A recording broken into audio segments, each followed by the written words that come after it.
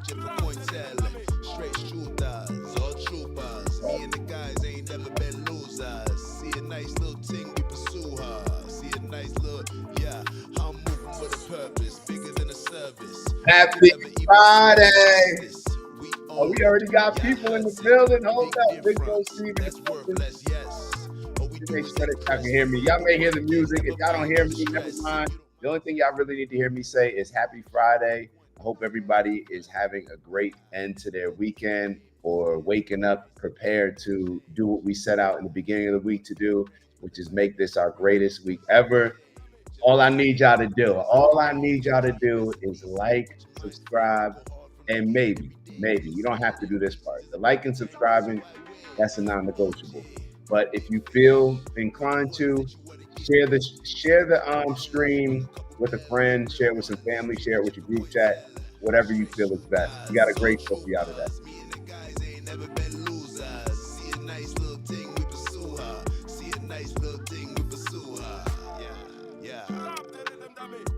Got Unc in the building. Grand Rising and good morning to everybody. And all from around the world, please remember to like and subscribe. I hope you had a pleasant week. Today's show is going to be off the chain. I told y'all, Unc already know, man. Unc already said it before I said it. Unc done said it before I said it. Let me make sure y'all can hear me. I want to make sure. Nope. See, the mic wasn't coming through. I'm over here holding this mic for no reason. Let me make sure that we get this going. Hold on.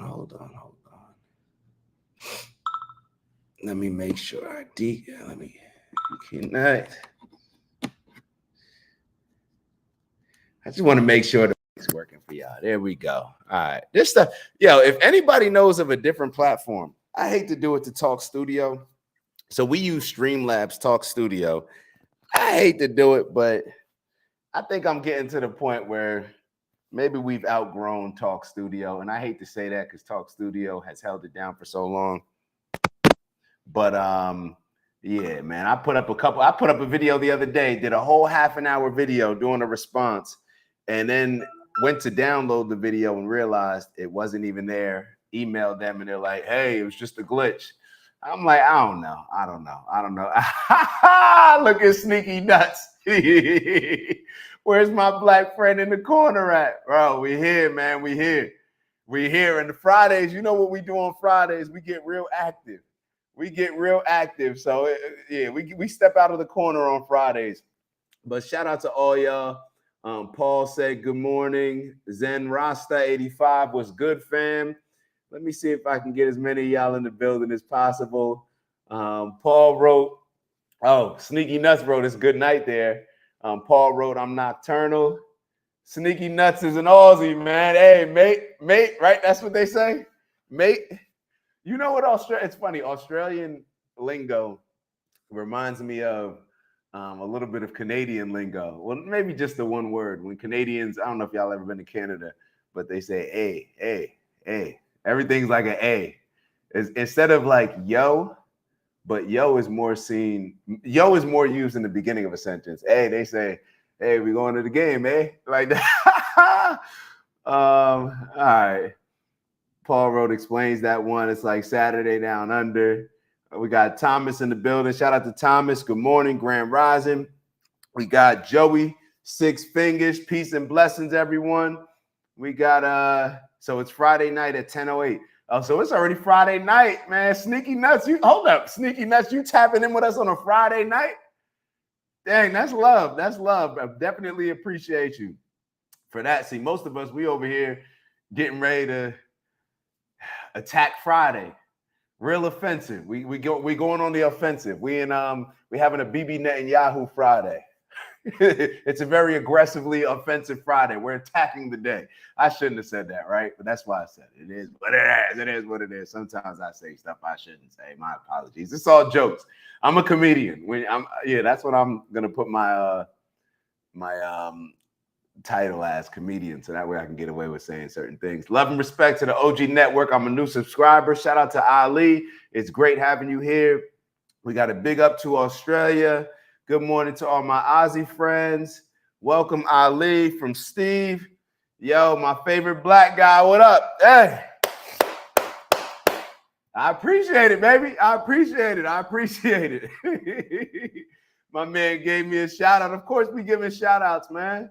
Why not? Y'all tapping in with me. This is what makes the show go. So I'm super appreciative. The fact that y'all are willing to even engage in a lot of these combos with me. I'm sure there's a lot of other people you could be listening to. You could not be listening to anybody. You could just be doing whatever it is that you're doing on a Friday, especially if you're sneaky nuts, mate, on a Friday night. So, yeah, that sounded crazy.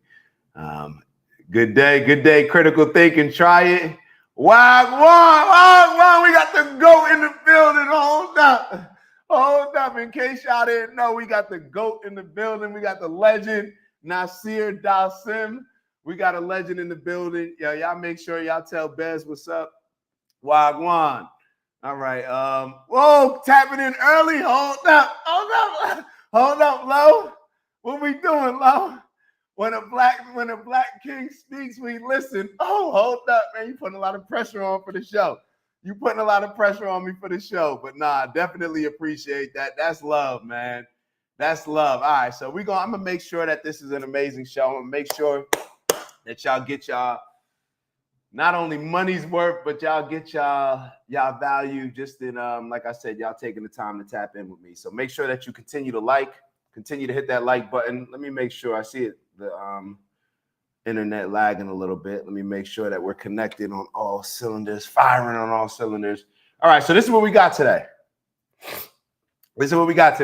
So we were gonna start with this Kamala Harris interview.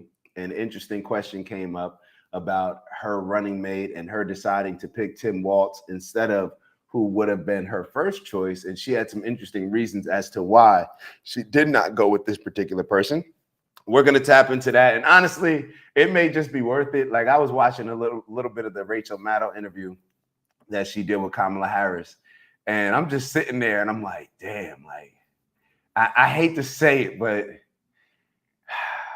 I was just sitting there like, yo, she really was about to run for president. The more she spoke, I'm gonna be totally honest, because I can't sugarcoat it or half step just because she's Kamala Harris, because she's a black woman, right? That's what I'm supposed to do. It's a wonder that she made it as far as she made it. I'm being totally honest with y'all. I was amazed looking at just a clip of this interview, the fact that she was really getting ready to potentially be our president. Her team starts around 3. Oh, I got my researcher sending me notes. My researcher is getting to it. Y'all make sure y'all shout out Maya as well. That's my researcher. But yeah, like going back to Kamala Harris, her team deserves like definitely some love for that. Her team definitely deserves some love for that. I got this new phone. Let me try to. Man, I don't know how to work this new phone. Let me try to take it. Let me put it on do not disturb. There we go. I do know how to do that. So we're going to get into that. We got to get into Nick Fuentes. So I was going to save the Nick Fuentes video for second. I may, by the time I end up reading all this stuff, may end up doing that first. But it's funny. He did an interview finally with Patrick Bet-David. He did an interview with Patrick Bet-David, which a lot of people were calling for, which it seemed like Patrick Bet-David was very scared to have Nick Fuentes on. He's had mob people, hitmen, people that have allegedly murdered people on his show, but definitely can't have Nick Fuentes. So what they got into was a conversation, and it was a great interview. Well, let me not say great interview. Well, yeah, I thought it was a very good interview. I thought it was a good interview because of the impact that I think Patrick Bet-David allowed Nick to just talk, express a lot of his story, and they actually got into why he actually got canceled in the first place. So I was never aware of this, and it was some comments that he made while being recorded when he said something about he was asked by a lady, is having sex with a black guy the same thing as having sex with a dog? I'm not going to tell y'all what he said right now, but we're going to get into the video. Y'all may or may not be surprised by my reaction. I don't know. So we got that. Like I said, I was going to watch that video second. For a lot of y'all may want me to put that video first and save Kamala, but I don't know. Kamala still, I don't hate Kamala. I definitely don't hate Kamala. I just think that Kamala actually gives me a lot of confidence to perhaps the places that I can go politically if I ever decide to do so. Kamala gives me a lot of confidence. Nah, let me stop. All right, we got some conspiracy news for y'all. Allegedly, NBC News has been holding on to a tape that would put Harvey Lee Oswald, and I don't know where it's hard to, who knows if this is true, and I'm going to kind of give my thoughts around it, but yeah, one of the pro-Trumper Republican representatives from Texas, she's claiming that NBC News has a video that places Harvey Lee Oswald near JFK when the shooting occurred or something like that. I don't know. But to be totally honest, it's just one of those things where, like, nobody, if you're associated with the Trump administration right now and you come with a conspiracy theory or you tell us anything, like, we're looking at you like, I don't know. You know, it's like, who's really saying this? Is it true? Probably not. Is it going to benefit America? Probably not. Is it something that Trump campaigned on? Probably not. Probably the opposite. But that's just the cycle that we've been going through when it comes to this administration. And it just is what it is. It's where we are. Then we're going to move on to an interesting video of Michael Rappaport. So I don't know if y'all are familiar with Michael Rappaport. He's the guy that's always running around, in my opinion, trying to be black, and like he tries to be so down and so cool, or whatever people calling it nowadays. But he had some interesting things to say about Candace Owens that I found very disrespectful. Very disrespectful. So we're going to address him. And then we may address a couple other videos. I think, let me check what Maya sent over, what my researcher sent over. Hold on. What did my researcher send over? Oh, okay. So we're Maya found the video. So we're gonna talk also. We got a reaction to Tucker Carlson. So Tucker Carlson's been facing a lot of heat from that video that we played on Monday, which was his speech at Charlie Kirk's memorial. So Tucker Carlson gave a very interesting speech. I would love to play it again through, but it's like 5 minutes, so I can't play the entire thing. But he gives a response to it. And I have an interesting take on Tucker Carlson. An interesting take, and I'm going to draw some comparisons to Candace Owens and what her strategy has been with confronting a lot of these things, especially directly related to Israel and Bibi Netanyahu, and compare the two different approaches, if that's okay with y'all. And then what do we got next? And I'm talking about this stuff as if we're going to get through any of this other stuff. So maybe we should just start the show. Let me back my notes out real quick. Once again, make sure y'all are liking and subscribing. We are going to get into the first video. Let me make sure y'all didn't demand that I play the Nick video first. Hold on. Did y'all demand that I play the Nick video first? All right. So y'all cool with Kamala. All right, let's get to Kamala first. We'll do Kamala first, then we'll get to the Nick video. Let me make sure that I'm catching up with Zen Rasta wrote. I think you wrote that you respect the Patrick Bet-David interview. I tell you what. So Nick Fuentes' interview with Patrick Bet-David, I respect it. I do, and I respect it more because I was one of those people that was calling out Patrick Bet-David. See, I think that a lot of people are nervous having a guy like Nick Fuentes on, even though I believe that a guy like Patrick Bet-David actually agrees with a lot of the things that Nick Fuentes says, but he had always said that the only reason that he wouldn't let him on the show is because Nick Fuentes uses the N-word. But Nick Fuentes didn't stop using the N-word. He seems like he toned it down a little bit, but that's like, you know, oh, I beat women. But, you know, no, I'm saying, let me get some clarity to that.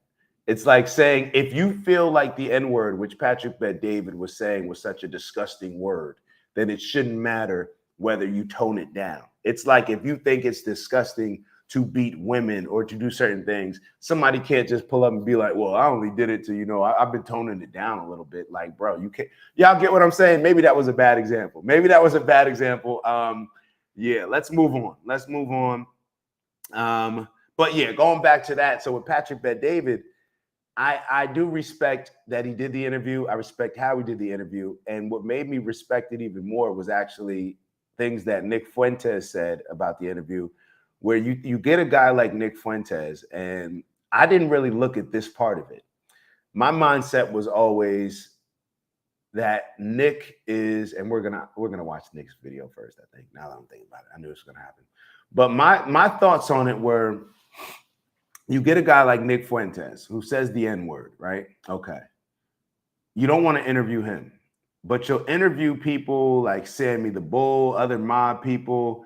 You'll interview people that have admitted to killing people, I believe. Do I need to say allegedly? I'm pretty sure that Sammy the Bull has admitted to hurting people. Okay, let's put it that way. You have him admit to these things, and clearly, I think it's all fair for us to say that that's a bit worse than somebody using a word. However, it doesn't impact us necessarily in a worse way, just being honest. We don't mind somebody that, being on a podcast that killed somebody, as long as they're not a part of our family and friends, right? It's not as offensive to us. But when you use that N-word, a lot of people take that offensive like a large group, right? It doesn't just, and maybe maybe this is something interesting, because when I thought about this yesterday, and I'm just kind of registering or remembering, recalling some of the thoughts that I had on it. Think about it like this. So it's more offensive for somebody to use the N-word than it is to bring people on your TV show or your podcast who violated God's commandments. Think about that. Everybody claims to be, or not, let me say everybody. I think I shouldn't say that. Patrick Bet David and a whole lot of other people on TV, they claim to be Christian, right?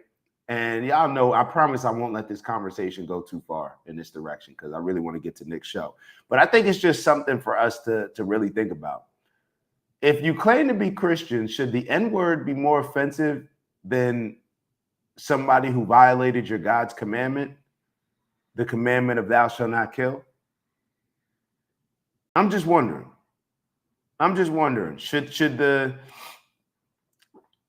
the offense be more so with saying the N-word rather than somebody who violated your God's commandments? And does that show us that most people don't take religion seriously? Does that show us that most politicians don't take religion seriously? We've had this conversation over and over.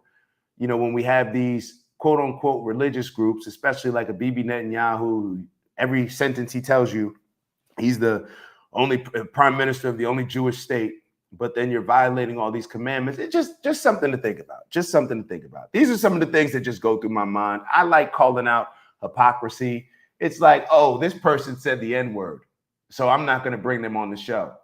I'm talking about Patrick Bet David, but this person violated my God's commandment. But yeah, he could come on the show. So just I don't know. Maybe I'm wrong. So Unc said, hold on. Unc said, I can't look at it that way. Well, nephew, you really can't look at it that way, because what do you consider a soldier that is taking the order to put someone down? Well, I'm not talking about the soldier, so to say. And actually, I consider the soldier, that's an interesting conversation. Let's talk about that. I want to unpack that.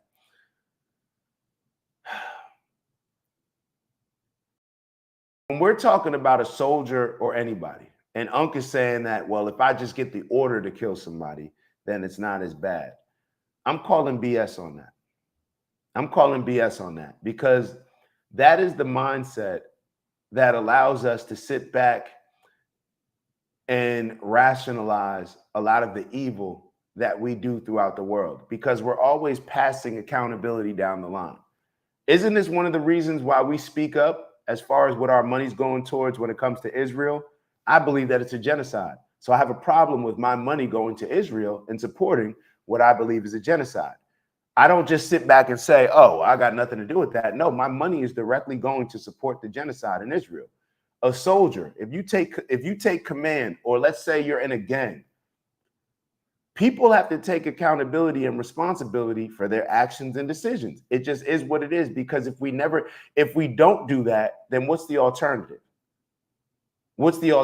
So getting back to what we were talking about as far as the N-word or, violating God's commandments. I think that it's just one of those things where we use religion when it's convenient.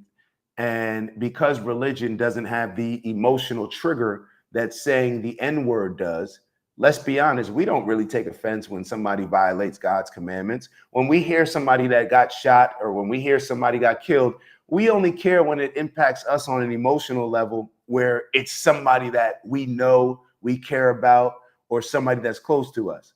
We don't sit back and say, oh my God, I'm a Christian and this person violated my God's commandments. We don't look at death like that. We actually become numb to that aspect of it. We only care about it when it impacts us. And this is a perfect example of it. When you have a guy like Patrick Bet-David willing to bring on murderers or people that have hurt people, but not willing to bring on a kid that just makes certain comments. So this is just my, let me actually get to the video. Let me get to the video. But let me get Steve's comment. The majority of what is announced by the talking heads is more about virtue signaling to get folks emotionally twisted than about what they actually believe. I agree 100%. I agree 100%.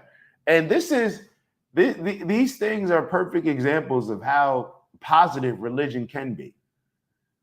If people take religion seriously, if people really lean into a lot of the lessons that are taught in the various religions, it's hard to argue that we wouldn't be a more advanced civilization from a spiritual standpoint where we are. We're very advanced when it comes to technology, but it's almost like we've regressed in a lot of areas when it comes to spiritually. And when I mean spiritually, perhaps the greatest example of that is just how we treat each other and how we interact. So let's get to this Nick video. Hold on. Change of plans, slight change of plans. Let me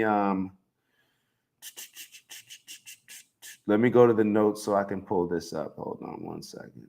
What got Nick Fuentes banned? All right. Let me click here. Copy. Paste. I'll throw it. And do we have a time? 51:23. I love it when it's pulled up to the perfect time. All right, so let me share that with y'all and we'll go through this video. You all give me your thoughts. Am I being too sensitive and am I not being sensitive enough? Let's see.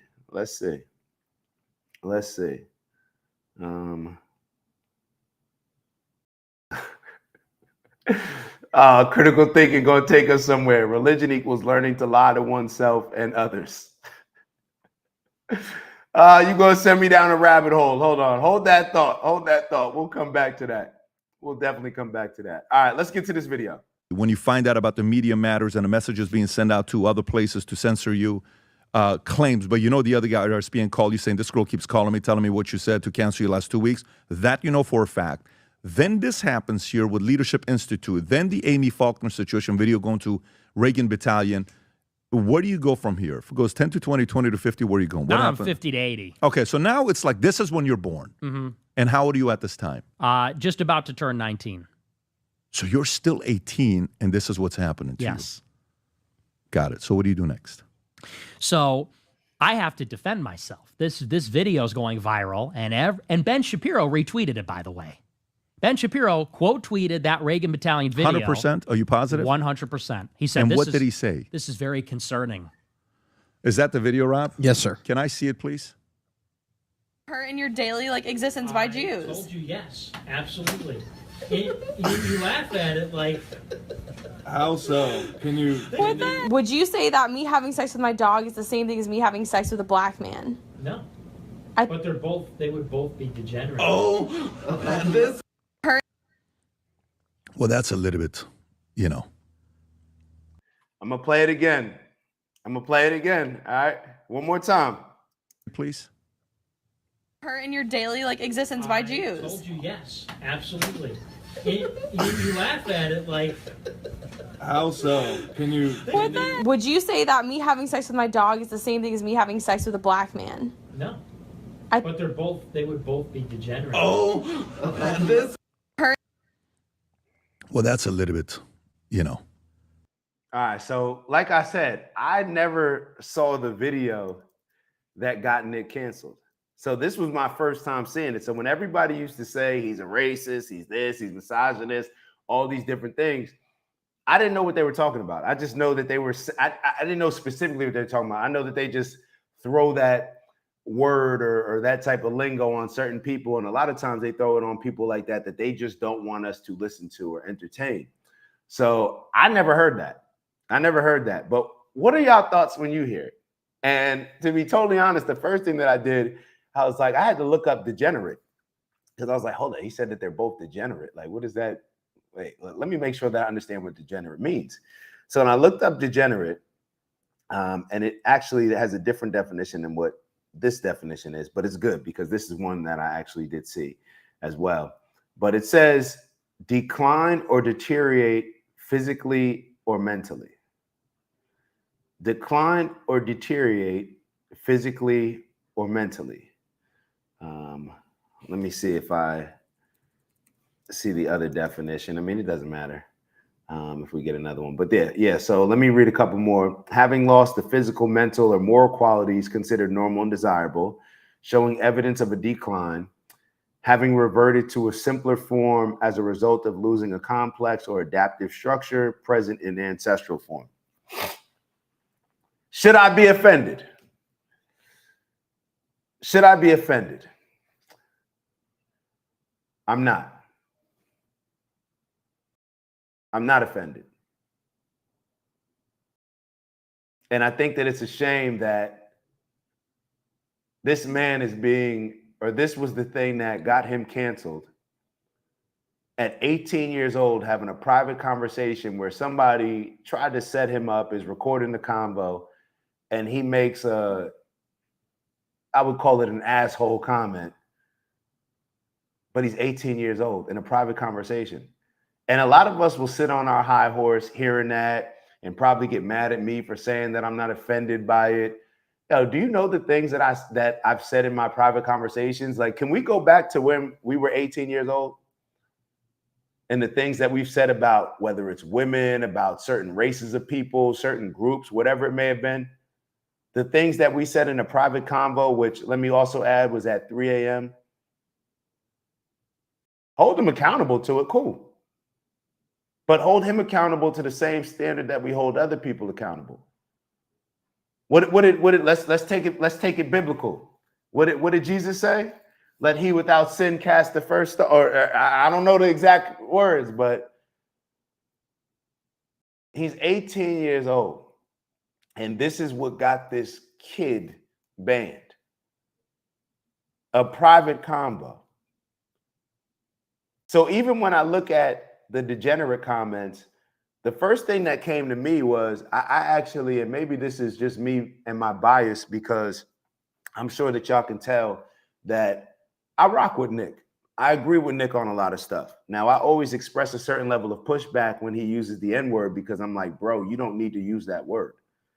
And I actually think that it diminishes the movement. When you have a movement of people, in my opinion, and you align with people based on their race, to me, it's not really like a real movement. It's a movement that I used to say that I hate with the Democrats and liberals, where they align it with race and they look at, okay, what are Black people feeling victims about? What can we make them feel victim? Like playing this victim Olympics. What can we make them do? What frustrations can we feed into? What emotions can we feed into? Those are the things that would come up for me when I'm looking at the Democratic Party and how they're trying to appeal to me, the things that are emotionally bringing me in. So when I hear Nick use this type of language, or kind of lost my train of thought right there. Just overall, when I hear it, oh, I'm sorry, I got it back. I'm trying to connect a bunch of stuff. So the thing with Nick using, like, it seems like when he gets frustrated, he'll more so lean into, oh, I'm a white Christian nationalist, like more of that energy, even though at other times he'll say, you know, hey, anybody can join the movement. I think that movements that are just based on feeding people's frustrations, when you're looking at an entire group of people and not prioritizing the movement based on morals, principles, values, because I've said it all the time, I don't identify my group. When I say my group, my people, I'm not talking about Black people. I'm talking about at the top of that list, what gets prioritized are people that align with my principles, morals, and values. It's not just Black people. I don't think that that should be the case with any group, but I don't really care what other people decide to do. That's just how I decide to live my life and how I decide to align with certain people. I have certain goals that I want to achieve. I have certain agendas that I want to push. And I think that they get watered down and they're not sustainable when you just tap into the emotion of an overall group, whether it's white people, whether it's young disaffected men, whether it's whatever group that is that you're just targeting based on the anger that they have and frustration that they have with where society or how society is treating them. I think that that's temporary. Like when you're appealing to people's frustrations, it's all temporary rather than aligning yourself with people that actually believe in your principles, morals, and values. That's sustainable. Those are people that are going to continue pushing forward even when they're not frustrated, even when they're not angry, even when they're not angry or emotionally engaged in something. So that has always been my standpoint. As far as this, when it comes to the degenerate comment, let's be totally honest. Let's be totally honest. Well, you guys be honest how y'all want to be. I'm just going to express my thoughts. Why does Dr. Umar say that we shouldn't marry? I'm talking about black men or black women. We shouldn't marry or have relationships with snow bunnies, as he'll say. Why do so many black mothers, if we're being honest, want their sons especially to marry a black woman? Now, that may be a little bit of selfish nature in there, where that may not necessarily be for some of the reasons that Dr. Umar may be thinking, even though it may actually be similar. But if I'm a woman, if I'm a mother and I have my son and he's marrying a white woman, then selfishly, she may be looking at it like, damn, if I'm such an amazing woman, then why would my son not want an amazing black woman like me? I don't know.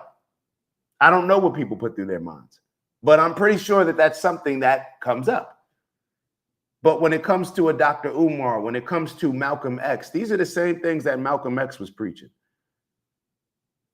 And Malcolm X was preaching it from a standpoint, I would argue that it was from a degenerate standpoint. You should not mix with this particular race of people. From a degenerate standpoint, it's going to water down the blackness. It's going to water down us as the superior beings. I don't know. Maybe that's just my takeaway, but I think a lot of people push this. And putting all that to the side, it doesn't really matter for me, because the main reason why I'm not offended is because he's an 18-year-old having a private conversation. But of course, everybody's going to sit on their high horse, and I'll play a little bit more of this interview so you could see how Patrick Bet-David responds to it. But in my opinion, it's all fake and phony. Like this, I look at this situation and I'm like, yo, y'all need to stop. Y'all need to stop. Like, so what, he said that. That's what most races of people feel. How do you think Jewish people feel about their kids marrying non-Jewish people? How do you think a lot of Catholics feel about their kids marrying non-Catholics? If they were such good people, or if they were, you know, if you didn't think less of the other group outside of your group that your kids are marrying, then why would it be an issue? But we probably don't like to have these type of conversations. We don't like to have these conversations, but neither here nor there. Obviously, I think it was an asshole comment, but I don't think that people should be getting canceled, not being able to have bank accounts, being labeled as all these different things just because you make an asshole comment in a private conversation. But let's continue. Let's continue, because I think there's a lot for us to unpack in this video. That's a little bit harsh. Well, Could be seen as harsh, could be seen as disrespectful. If I was an African American, I would be very annoyed, upset, frustrated, angry with you, and somebody could say that is racist. And the average. And see, hold on. Y'all know, first off, I stop the videos a lot on the live show. So people that are used to the other Nick Fuentes videos that I do. Patrick Bet-David. This is, y'all ever realize people always try to make, like, tell black people what we should be offended by? Like, you should be offended by this. You should be offended by that. let's keep going. Average person, and I'm just talking to you. I'm trying to be really hearing you out. I don't have any gotcha stuff for you here. It's gonna be a very easy interview as we're going through. That's kind of racist. I agree. Okay. But let's remember the context. First of all, you saw that. That's a 3-second clip. 3-second clip, and you can't even see 80% of the screen. For sure. Because it's being hidden. Now, you and I both know the way that we talk on a show like this is very, it's like anything. You got to know your audience. Now, that's a 3 a.m. conversation with 18-year-olds. I think that we're all talking about, we're all political people. By the way, I'm also with you there, okay? Because I'm not one that condones that behavior. I've told my kids, I swear to God, if I ever had a conversation with my boys last week, I said, if I ever hear you use the N-word, I swear to God, you're not going to like what I do to you, okay? They were going to school. My kids were going to school, one of the best schools in Florida that has the highest SAT scores and the highest focus on math. The owner of that school's son says the N-word, who's a white guy, says the N-word. The father who owns the school, the board decides to kick his own son out of his school. Very weird situation that happened. So we're having this kind of a conversation. And one of my kids just went to Yale for 3 weeks for some summer camp that somebody else was holding in Yale. But he goes there, comes back slightly different. Language, you're kind of hearing what's going on, right? And I'm 46. I can't judge you because during my time, Instagram didn't exist, Snapchat didn't exist, YouTube didn't exist, phone cameras didn't exist. Time out. I'm sorry. But, did y'all just peep what just happened? He says, like, yo, that's racist. And then Nick says, I agree. Let's give some context. I'm 18 years old. I'm in a private conversation. And then Patrick Bet David feels the need to, to me, when I see Patrick Bet David having conversations, it's like he's thinking about how is the audience going to respond to this before I say it. And in my opinion, he knew that what he said seemed like it came across like sucker-ish. Like, bro, like, you're trying to bash him for a private conversation, saying that that's racist, all this other stuff. You're sitting on your moral high horse. I would never say anything like that. But then when Nick starts talking, you find the need to interrupt and be like, but hold on. Yeah. Like, you're 18 years old. Like, I get it. And then starts making it about him. The last 30 seconds, he's talking about his kid going to school, or he told his kid if they ever say the N-word, what are you going to beat him up? I don't know. You're going to take away their allowance. I don't know what he's gonna do, but it's just like this. Is this what people mean when they say virtue signaling? I never understood what that meant. Is that what people mean? Snapchat didn't exist, YouTube didn't exist, phone cameras didn't exist, and let me tell you, there's a lot of stuff we did at nightclubs and Army and videos were on the way we speak at 2 o'clock in the morning. Maybe not at this level. I've never said anything like this, but I understand that it's riskier. So at a young age, you have to be aware you're a very smart guy. Mm-hmm. You have to be aware that kind of stuff gets caught. It's going to make. You've never said anything like this? Come on, man. I'm talking to y'all now. Y'all never made racial jokes that if people heard them, if they were played on a show that gets millions of views, you wouldn't be super embarrassed by? Like, you've never said anything worse than that? Come on, man. Come on, bro. Get to public. So one, the responsibility is on you. But two, you have a higher risk you're going through because you're part of the social media family, not social media family, social media generation that we didn't go through at 46. Well, and I learned that lesson the hard way. But what is the lesson? The lesson is that this sort of thing, this is how political control is maintained, which is to say that we have a culture where you don't even have to do anything wrong. If you say anything wrong ever in public, in private, even if it's not inherently wrong, if it sounds wrong, someone might be secretly recording and use it to make you look bad and then destroy your career or your reputation. And this is enforced selectively. Like, let's keep in mind, take Shapiro, for example. And this is something I pointed out when this happened. When Shapiro was 18 or 19 years old, he wrote an article on Town Hall which said that population transfer is not a dirty word. In other words, meaning we need to take all of the Palestinians and kick them out of Israel. He's advocating for ethnic cleansing on his Town Hall blog. Now, you could say whatever you want about that. Population transfer? Yeah, transfer is not a dirty word. Does that word. mean ethnic cleansing? That's what the article defends, yes. Can you pull it up? I'm curious because I want to be fair. So is he saying moving them from there to a different place? Yes.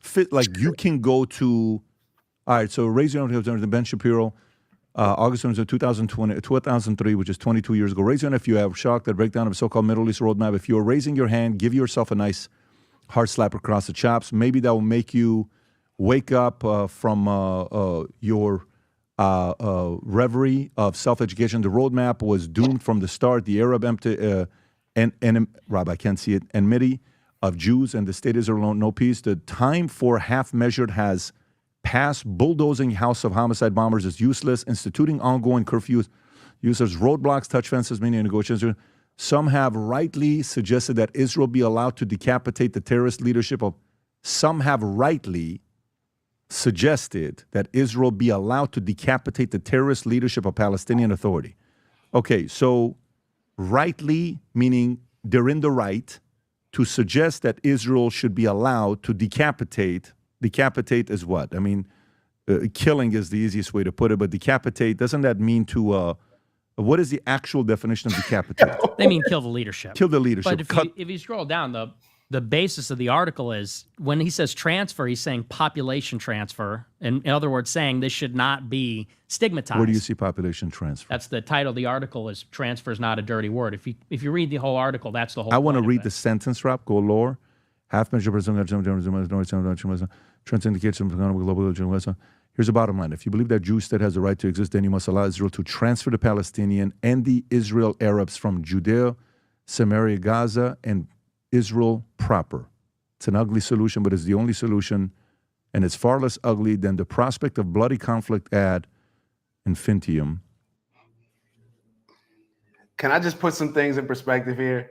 So here we have Nick Fuentes, 18 years old, getting canceled for having an opinion on what it is for white women to have sex with a black guy. An 18-year-old getting canceled for that. But Ben Shapiro, and this is a private conversation that somebody secretly recorded. Ben Shapiro can write in a news blog about removing Palestinians and ethnic cleansing, can write about an ethnic cleansing, and nobody, like, it's just, oh yeah, whatever. That's just the norm. And then people wonder why we sit here and think like, oh, yo, is Israel running things? It seems like they play by different rules. It seems like when we give them money for military aid, why is it different than the money that we give to other people? Why are they able to gain interest and get it in a lump sum and then spend the interest money on whatever they decide? Why does it seem like everybody's for free speech, but now it's like we're for censorship, but it's mainly being pushed by comments that are about Israel? Why does it seem like we can't criticize Israel's government, but we can criticize her? All these different things start to come up. Ben Shapiro gets raises and gets his own network and gets everything else because his community doesn't allow him what happened to Nick Fuentes to happen to him, I should say. Because the rest of us will allow and condone, and probably the generations, especially the generations before us. I know I always talk about the baby boomers, but because y'all were so passive and allowing Israel, Jewish people, whatever, so scared to comment and criticize anything that Jewish people do or Israel does. Now they've, and it's almost like racism, you know, like, let me put this. Racism impacts everybody. Let's say that racism with black people and white people in America, whatever, it doesn't just impact the group that is oppressed. It impacts the other ones. So it's almost like when you allow a kid in class to constantly get away with everything. We had this a lot at Montclair High School, right? The football players, you get away with anything. Then when you get to college, you actually expect the same treatment. So now when you're getting treated and held accountable like everybody else on the team, it's like you can't even handle it. So now this is the situation with us calling out certain things with Israel right now. That's why they label everything anti-Semitic. It's like, no, we're saying the same thing that we criticize within our own government. Are we anti-American? Now, I know with the Epstein files, Trump's trying to say that if you pressure them to put out the Epstein files, you're anti-American. But are you anti-American simply by criticizing the government, simply by criticizing things that Joe Biden has done? We've created this. We've created this. How do you cancel Nick Fuentes for what he did, but Ben Shapiro is in a news blog campaigning for an ethnic cleansing? And nobody has an issue with it. Let's hear if Patrick Bet David has an issue with it. Let's hear if Patrick Bet David. Shout out to Big Bro in the building. Shout out to Honest in the building. All right, let's keep going. Let's keep going. The two popular. So, okay, can you and do me a favor? Make sure y'all like and subscribe. Appreciate y'all. Conflict ad and read this. Hold on. If you believe that the Jewish state has a right to exist, then you must allow Israel to transfer the Palestinians and the Israeli Arabs from Judea, Samaria, Gaza, and Israel proper. It's an ugly solution, but it is the only solution. And it is far less ugly than the prospect of bloody conflict ad infinitum. I don't even know what that means. When two populations, let me look up, what does infinitum mean? Like infinity? Come on, bro. We're not too big to look up a word. Infinitum. Infinite or endless. See, I guessed right. But I'd rather know. All right, so let me get back to the screen. Hold on. All right, so infinitum. When two populations are constantly enmeshed in conflict. Come on, Ben Shapiro. You don't gotta use all these weird words, all this difficult language and stuff, man. And if you're that advanced to use all these advanced words, then we can hold you accountable for your blog. When two populations are constantly enmeshed in conflict, it is insane to suggest that somehow deep-seated ideological change will miraculously occur, allowing the two sides to live together. First and foremost, listen to what he wrote. It's an ugly solution, but it's the only solution. And it says, if you believe the Jewish state has a right to exist, what are we talking about? This is what I mean when I say what pandering does to a group of people. When you pander a group of people for so long, they start to feel as if they really are better than everybody else. What do you mean the right to exist? No, first off, what country has the right to exist? We've talked about this before. What country has the right to exist? Who does Israel think they are to say they have the right to exist? Who does America think you are to say you have the right to exist? Did you win a war? Okay, cool. But the saying that you have the right to exist, the right by who? Is it a God-given right? Is it a man-given right? Like, what do you even mean when you say that the right to exist? People have the right to exist, but a country having the right to exist? So that means America had the right to come in here, kill off all the indigenous people, remove them from the land, put them wherever they wanted to, give Americans money, or give whoever they were calling, obviously not America, wasn't formed at the time, but give people money to go capture scalps from the Native Americans, the indigenous people. That's the right that we're talking about? So Israel has the right to exist. So therefore, yeah, we need to remove off all these people, these Palestinians and these Arabs who are living here. Even though when they do blood tests and they do the genealogy, whatever those tests that they do, it's shown that the Palestinians are a whole lot more Semitic, and that's their home, rather than the Jews that are now there. We need to stop this, yo. We need to stop this. And the reason why I'm saying we need to stop this is also because of my Jewish brothers and my Jewish sisters. Why are we doing this? When we keep treating a child, when you keep treating somebody in your family or babying somebody or giving or allowing them to get away with certain things, we think that we're doing people a favor, but it's harming them as well. I can understand if I'm Jewish why I may go through life feeling attacked. It's the same thing as a black person. If I choose to see the world attacking me and the world is racist and all these different things, if I embrace that lens that I see the world through, then I'm going to constantly have these type of situations where I'm looking at it like, this person didn't hold the door for me because I'm black. Oh, I got pulled over because I'm black, or I didn't get this job because I'm black. If I see it through that lens, it's no different than when you buy a car. You start to see more of those cars on the road. You're paying attention to it more. So from this standpoint, I'm like, even to the Jewish people, yo, do you realize that people are justifying a genocide right now? Like people are justifying a genocide right now.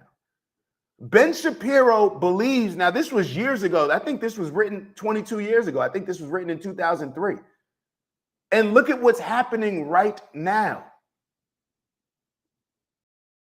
We've gotten to a point where we're justifying a genocide, and the people that are doing the genocide, Bibi Netanyahu, in his mind, he feels that he's in the right to attack, offensive, be on the offensive, and that it's worth killing an entire group of people. I didn't realize how many people were in Palestine. I didn't realize that it was such a low number compared to the amount of people that they're killing off. Like, it's crazy. But we're justifying that based on this victimhood narrative. Oh, this happened to me. October 7th happened to me. So therefore, we can do whatever it takes, even if we got to destroy an entire country, state, whatever we're calling Palestine these days, even if we got to destroy the entire thing to get to get Hamas, even if we got to bomb buildings with civilians in them, even if we got to bomb a building in Qatar, even if we have to go to whatever lengths we need to go to get our lick back, that's what we'll do. That's what all this victimhood creates. The entire world is telling Israel, you're wrong. Stop. You got to stop this. The entire world. We got the United Nations happening right now. The entire world.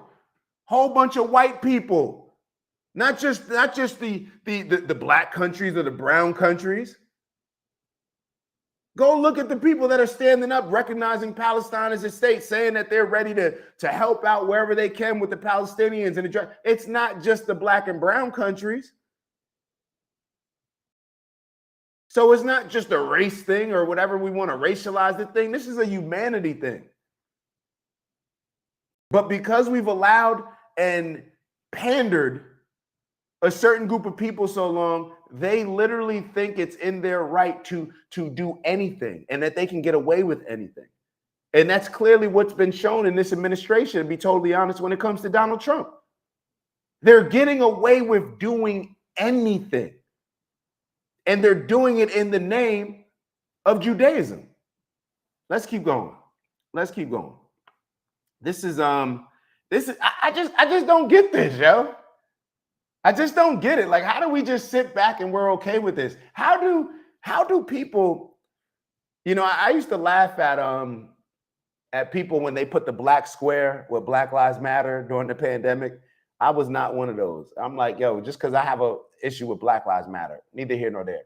But it's like, okay, George Floyd happened. All right, boom. We were ready to tear up the country. And obviously it wasn't just because George Floyd, but it boiled over. Okay. Not to compare the two. I'm not comparing the two. But, and obviously it's going to come across as a comparison. But what I'm just trying to put things is in perspective. There's a genocide being committed.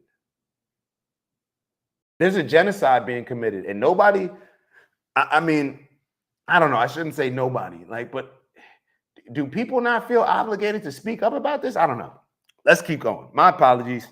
Y'all know I go on these tangents. Infinitium, the two popular. So, okay, can you go to ChatGPT and type in what does, give me the word, what does the right to transfer, what was the word? Well, that's what the article says. He says remove the Palestinian Arab population from Judea, Samaria, Gaza. How do you interpret what he's saying here? You're thinking he's saying to kill them? He's saying to displace them, to take them and deport them somewhere else. To deport them somewhere else. country. Okay. And so to you, okay, Would you define that as ethnic cleansing? By definition, yes. But it's not ethnic cleansing, like just wipe them off the face of It's the earth. not genocide. It's but not it genocide. is, by definition, Okay, ethnic cleansing. got it. And here's the point I'm trying to make is that is an extremely controversial statement. I mean, could you imagine if someone Yo, sometimes you just a little in over your head. And this was not a live interview. But sometimes, like, you're just a little bit in over your head. And maybe this is one of the reasons why people hesitate to have a guy like Nick Fuentes come on their show. Now, Nick could have really embarrassed Patrick Bet-David in that moment. But he's saying, like, he's saying, like, oh, because they're not killing them, it's not an ethnic cleansing. They're just, like, you know, just telling them to leave, like, move, like, forcing them to leave. Like, doesn't this sound very Holocaust Nazi-ish? Oh, but if it doesn't happen to a particular group, then we don't look at it that way. This is what isn't this what happens? What do they say with the what is it called when you start to like, you know, I don't know, people who get abused, they tend to be more likely to abuse others. I forget the term that I'm looking for. I'm sure somebody's going to write it in there. But this is a popular term where it's like you start to, maybe I'm confusing some terms, but whatever. The point is that here you got an ethnic cleansing being campaigned for. And the biggest atrocity in the history of our world, right? That Jewish people, Israel, the slogan is, right, never forget, or I forget what the exact slogan is. But if you don't forget that, how do you not forget that, but then look at what you're doing currently and think that it's okay?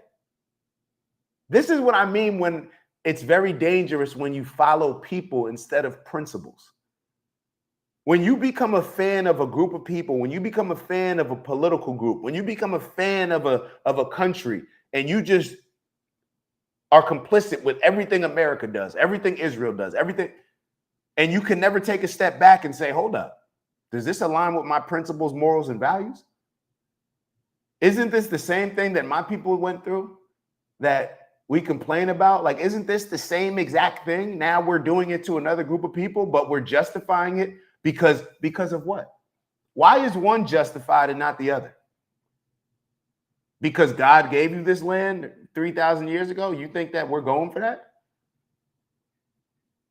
Clearly, some people may go for it, but to be totally honest, I don't think anybody went for it. Even, I think British had control of the Palestinian territory or whatever the situation, colonized it. You know, the colonizers going to colonize. But even from that standpoint, I think it was really just people didn't want Jewish people in their countries. So they said, okay, yeah, create them their own state, just based on some of the stuff that I'm reading. I don't think it was created because people just actually thought that Jewish people were entitled to this state. I'm just being totally honest. That's just my opinion. But now you have your own state, you have your own country, and the very thing that you had done to you in this Holocaust, now you're doing to other people. But it's justified because of what? Because you're God's chosen people? Because God said it was okay for y'all to do that and not okay for Hitler to do it? Like, I'm just trying to figure it out. Because the rest of the world, well, let me not talk about the rest of the world. I'm looking at it like, how can you be so aware and sensitive of this situation when it happens to you, but show complete disregard when you're doing it to other people?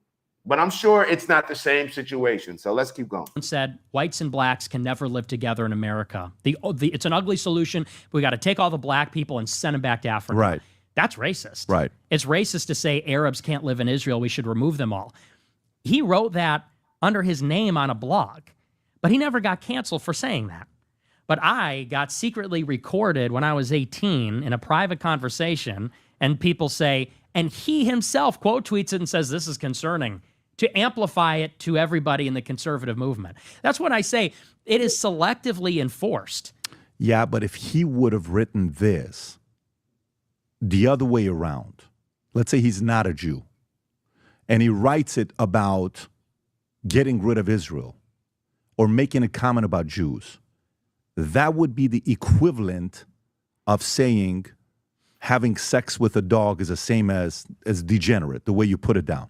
To me, that would be the equivalent, not this. And the reason why I say that is because in 03, does anybody even follow? I've listened to this this is like my third time listening to Patrick Bet-David just say what he just said.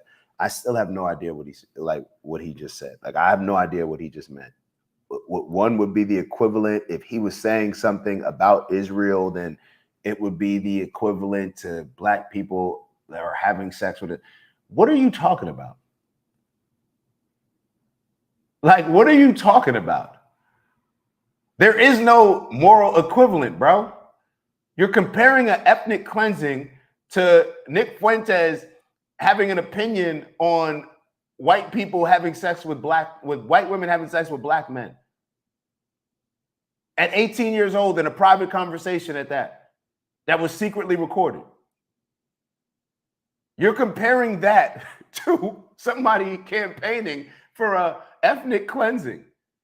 And now can we understand, like, when we see what's going on in the world, when we see what Bibi Netanyahu's doing, and you're like, yo, how can he be okay doing this? Well, it's because when you allow somebody to get away with something forever, what do we tend to do? We tend to lean in, right? Let me see how far I can take this. And then you almost become entitled, really starting to feel like, yo, I'm above certain people. Why? Because their actions are showing that I'm above them. Listen to Patrick Bet-David. Listen to the energy that he had with Nick Fuentes in a private video. Yeah, that's right. Oh, man, if I was black, oh, my God. Patrick Bet-David, what if you were Palestinian? Don't you always like to claim that, oh, well, I grew up in the Middle East. What is he? Where is he from? I forget where he's from. He's from Iran. I forget what it was called before that. But you like to always, claim your Middle Eastern heritage when it's supposedly to show your experience and expertise in this area, but you can't understand this? You want to put yourself in the shoes of, if I was a black person hearing this would be a terrible thing, but you can't put yourself in the shoes of a Palestinian, especially right now when it's actually being carried out. We're actually seeing everything that Ben Shapiro wrote about being carried out right now. And it doesn't look like it's slowing down. And he not once has said that that's wrong. To me, that would be the equivalent, not this. And the reason why I say that Serious. is because in 03, who's the president in 03? It's not Obama. Is it Clinton? Is it Bush? It's Bush. Okay. So in 03, how pro-Israel were we in 03 in America? Very pro. Okay, so this is a probably a 80% agreed message in 2003. You know what I'm saying? Yeah. So I'm just trying to time the temperature of when it was written. Like, if he wrote this today, I am sure it's not going to be 80% support that he's going to get. So 03, climate's different, fair.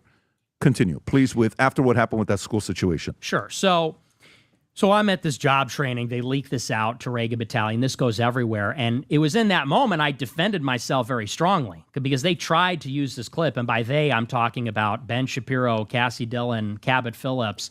They think they've got it, and now I'm canceled from the movement. So I took that, and, of course, they're expecting you to go out and apologize. They're expecting you to go out and say, I'm sorry, I shouldn't have said that. But I said, you know what? I'm not sorry because this is a political attack. This is not some kind of good faith, because you said the comment is racist. And would I phrase it that way if I was saying it in an official public capacity? No. But we tend not to do those things when we think we're in private, in confidence.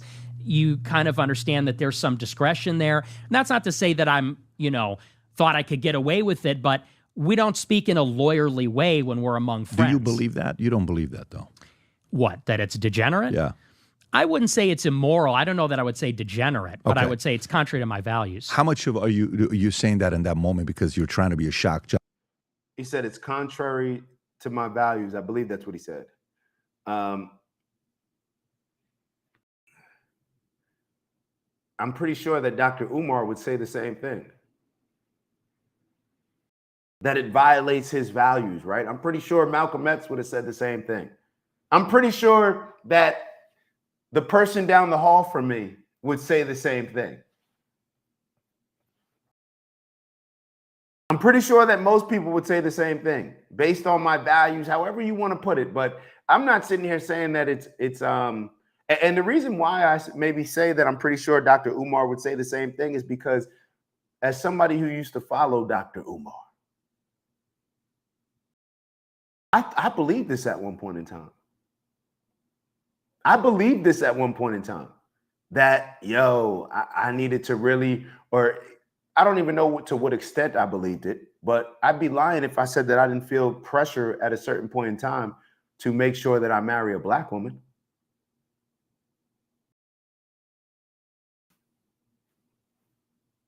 Are we acting as if this type of pressure is not real?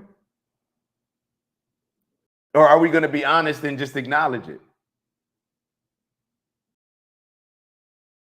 I'm pretty sure that this is something that comes up in a lot of different families. Now, right now where I'm at, I don't feel that pressure. I'll be totally honest with y'all. I don't feel that pressure. I don't feel that pressure. Yo, you happy with somebody? It doesn't matter what color they are, what religion they are, what culture they are. If y'all happy, y'all love each other, and y'all rocking out, F everybody else, bro. Do your thing. Do your thing. There's no putting this movement on my back or putting the advancement of black people on my shoulders. And if I'm married, that's not the world that I seek to have. That's not what I want to build towards. That's not aligned with my goals and the things that I'm pushing for. If I truly believe that, I see this greater peace that humanity can have, where I really want humanity to live in harmony, then just that, seeing everything from that critical race theory mindset where you see race and everything first, I just don't see where that leads to anything beneficial as far as the things that I align with when I say success. I just don't see it. I'll be totally honest with y'all. I just don't see it. It's just not what I'm rocking with. It's just not what my goals are. Just, whatever. Let's keep going. My fault. How can you trying to get attention? I wasn't trying to be shock. Think about the question that was posed. Let's just back. I want to know what you think about this. We're in a private conversation. A girl takes her phone out, starts secretly recording and says, "Is having sex with a black man the same as having sex with a dog?" Did you know she was doing that or no? I didn't know she was. Oh, okay. Yeah. Patrick Bet Well, listen. Yeah, you got. What is that? You wait until now to ask if she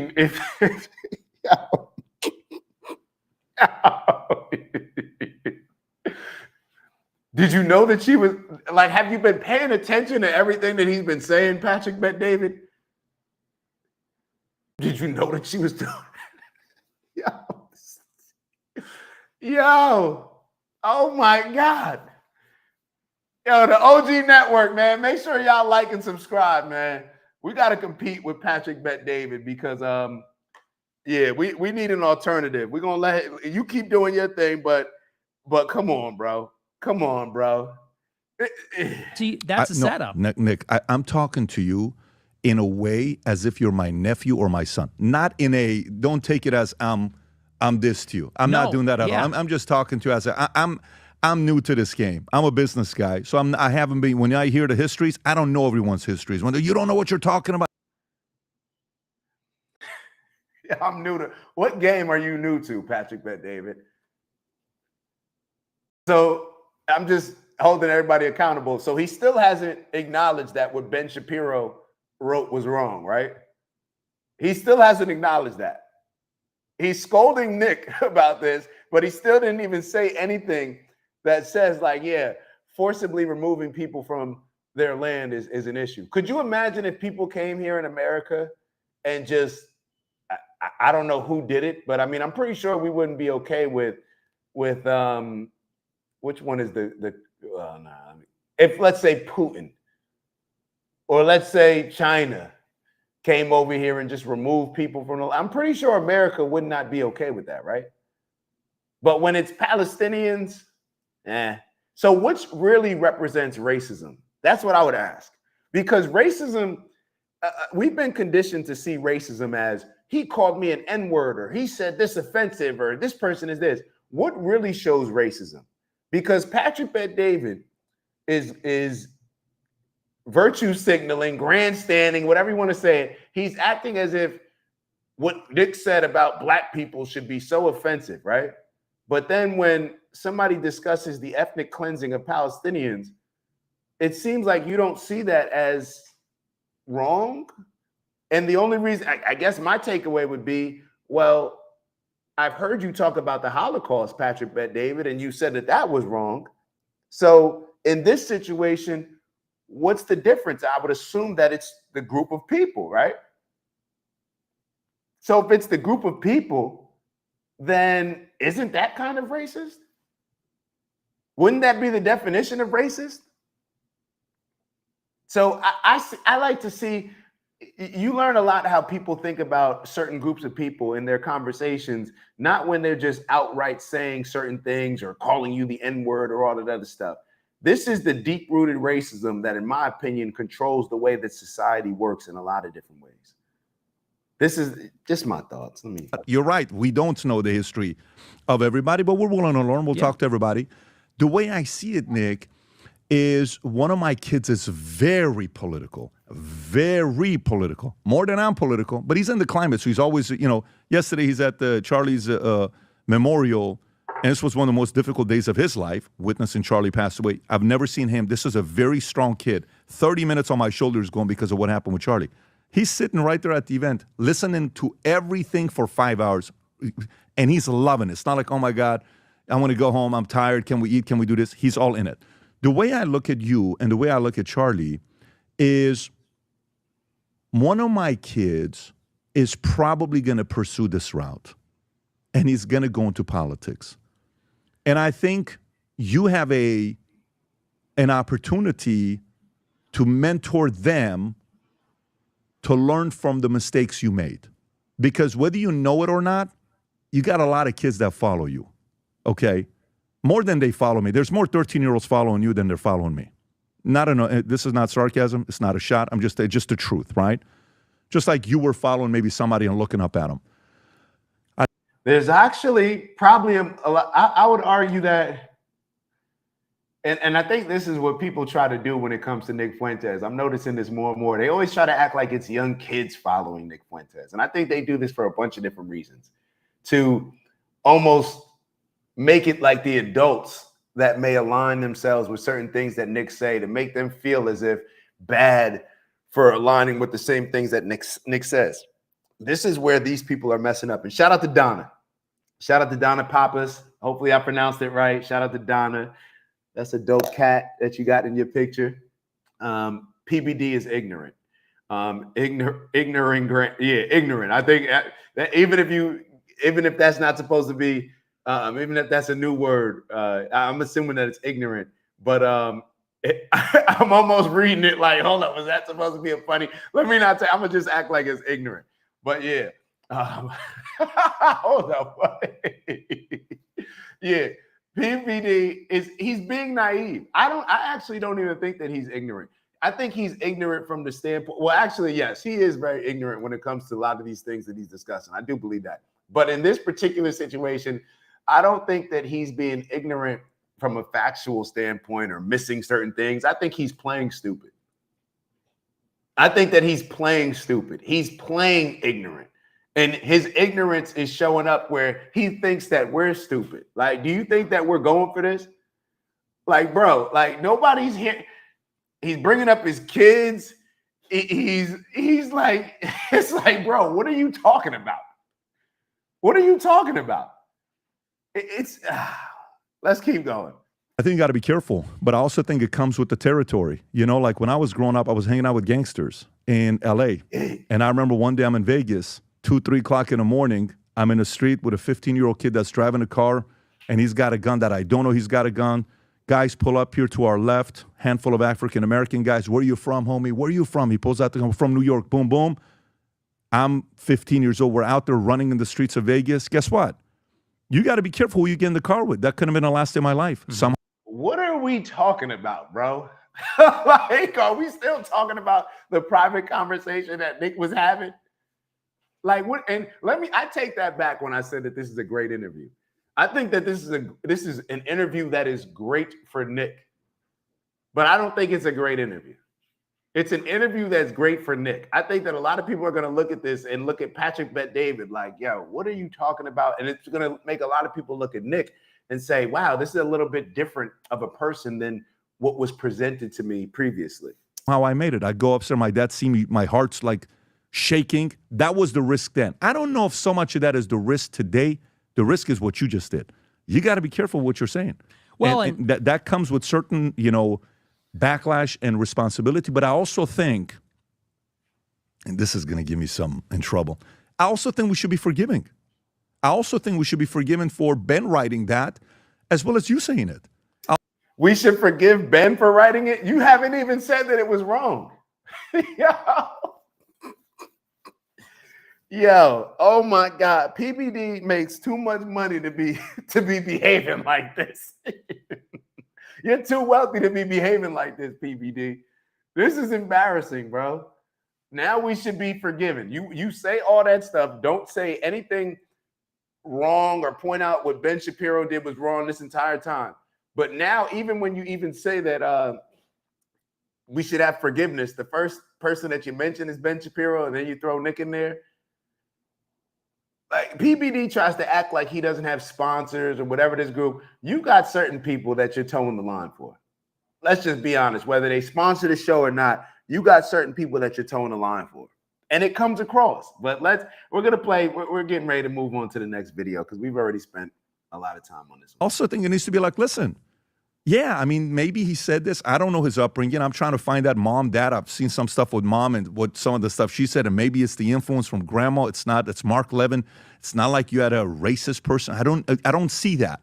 But we also have to be a little bit forgiving because if we don't and we stoke it more, you're going to get worse and worse and worse, right? The next person is going to want to get even more and more radical. Let's go past this one. If you don't mind. I just want to say one thing, please, if I can, because I hear you and I agree with you. And I try to tell my followers now, I shake my head when my followers are trying to be edgy or edgelording, trolling, whatever. I totally agree. And I try to be a better role model now. And in politics, you do got to be careful what you say because you're right. And everybody's always watching. The only reason I say that is to kind of paint a picture from my entire 18th year on Earth. I'm an 18-year-old college freshman. It's not like I was out here being problematic, being hateful, being a monster. It's that a decision was made that I had the wrong views. And because I had the wrong views, there was a basically ceaseless political attack, which is, I make a tweet about the double standard on Israel and Shapiro's amplifying that. I have a show and someone's calling my boss saying, get this guy fired. Maybe they're collaborating with the left to get me fired. Up to and including strangers that I don't even really know are secretly recording me, setting me up.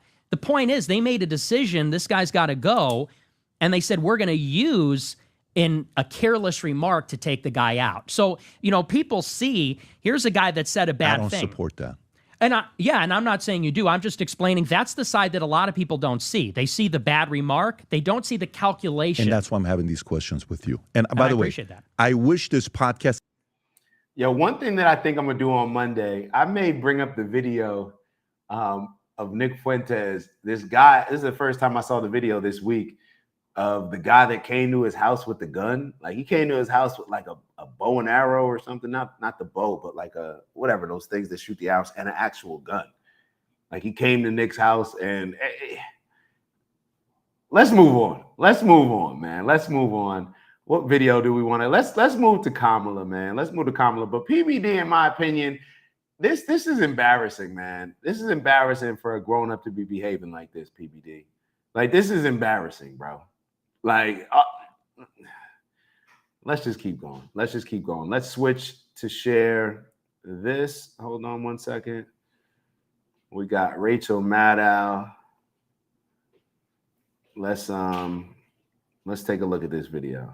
So this is an interview. Rachel Maddow, Kamala Harris. Kamala. All right, let's get to it. Let me ask you a politics question. I mentioned in the intro tonight that you say in the book really bluntly that your personal first choice for your running mate would have been Pete Buttigieg, and you praise him effusively. You say he would have been an ideal partner if I were a straight man. And you say effectively that demographically it was too much to ask of the American people to ask them to elect you with him as your running mate. I wonder if his reaction to that, since this part of the book has come out, if you've had any reflection on that, or I guess I'd ask you to just elaborate on that a little bit. It's hard to hear. Yeah. With you running as, you're the first woman elected vice president. You're a black woman and a South Asian woman elected to that high office, very nearly elected president. To say that he couldn't be on the ticket effectively because he was gay is hard to hear. No. That's not what I said. That he couldn't be on the ticket because he is gay. My point, as I write in the book, is that I was clear. No, hold on. I try not to stop it. Hold on. I just got to run it back. I'm going to run the whole thing back, and I promise you I won't stop it. I'm going to try to let her talk at least until Rachel Maddow responds. But listen to what she starts off by saying. I didn't say it was because he's gay. Listen to this. Couldn't be on the ticket effectively because he was gay. It's hard to hear. No. That's not what I said. That he couldn't be on the ticket because he is gay. My point, as I write in the book, is that I was clear that in 107 days, in one of the most hotly contested elections for president of the United States, against someone like Donald Trump, who knows no floor, to be a black woman running for president of the United States and as a vice presidential running mate, a gay man, with the stakes being so high, it made me very sad, but I also realized it would be a real risk. No matter how, I've been an advocate and an ally of the LGBT community my entire life. So it wasn't about any prejudice on my part, but that we had such a short period of time. And the stakes were so high. I think Pete is a phenomenal public servant. And I think America is and would be ready for that. But when I had to make that decision with 2 weeks to go, and maybe I was being too cautious, I'll let our friends, we should all talk about that. Maybe I was. But that's the decision I made. And I, as with everything else in the book, I'm being very candid about that. Yeah. With a great deal of sadness about also the fact that it might have been a risk. Will you consider running in 2028? Yeah, so pretty much, what's so funny? And I got a couple different thoughts on this. I don't even know how it's going to come out or what I'm going to express, but let me just start talking and see where it goes. So Kamala Harris, which it was very clear that the only reason why she was vice president is because she was a black woman, right? Y'all don't remember that interview that Charlemagne did with Joe Biden,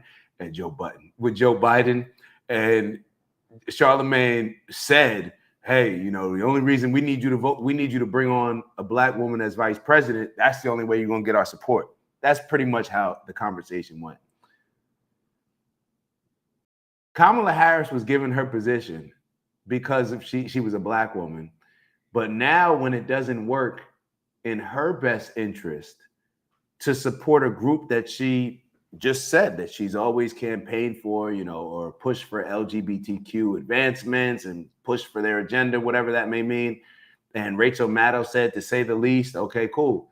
But now when it's not in your best political interest, you decide not to have Pete Buttigieg because he's a gay man.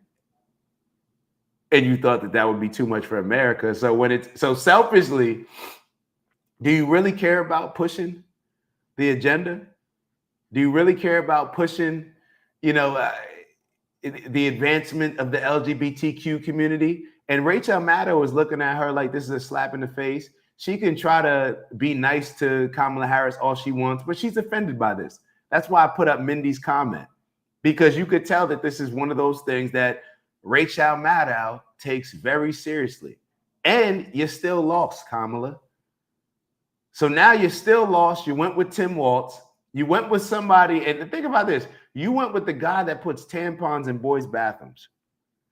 You chose him over the person that you said would have been your number one pick just because they're gay. So who's really the person that is, I don't even, what's the word for gay shaming, or would you call it? I don't know. Who's really the gay shamer? When you have somebody that literally says that this would be their number one choice, but they made a strategic, AKA political decision to go with somebody else because of how it would appeal to America. How would Kamala Harris feel if Joe Biden and the Democrats said, hey, Kamala, we really, even though we believe in you, we think you can be a good politician, you were vice president, we don't think that the country's ready for a black woman, so therefore we're going to go with Gavin Newsom. How would everybody else have reacted? How would all the Divine Nine and all that other stuff, how would y'all have responded? How would all the sororities and fraternities, how would y'all have felt?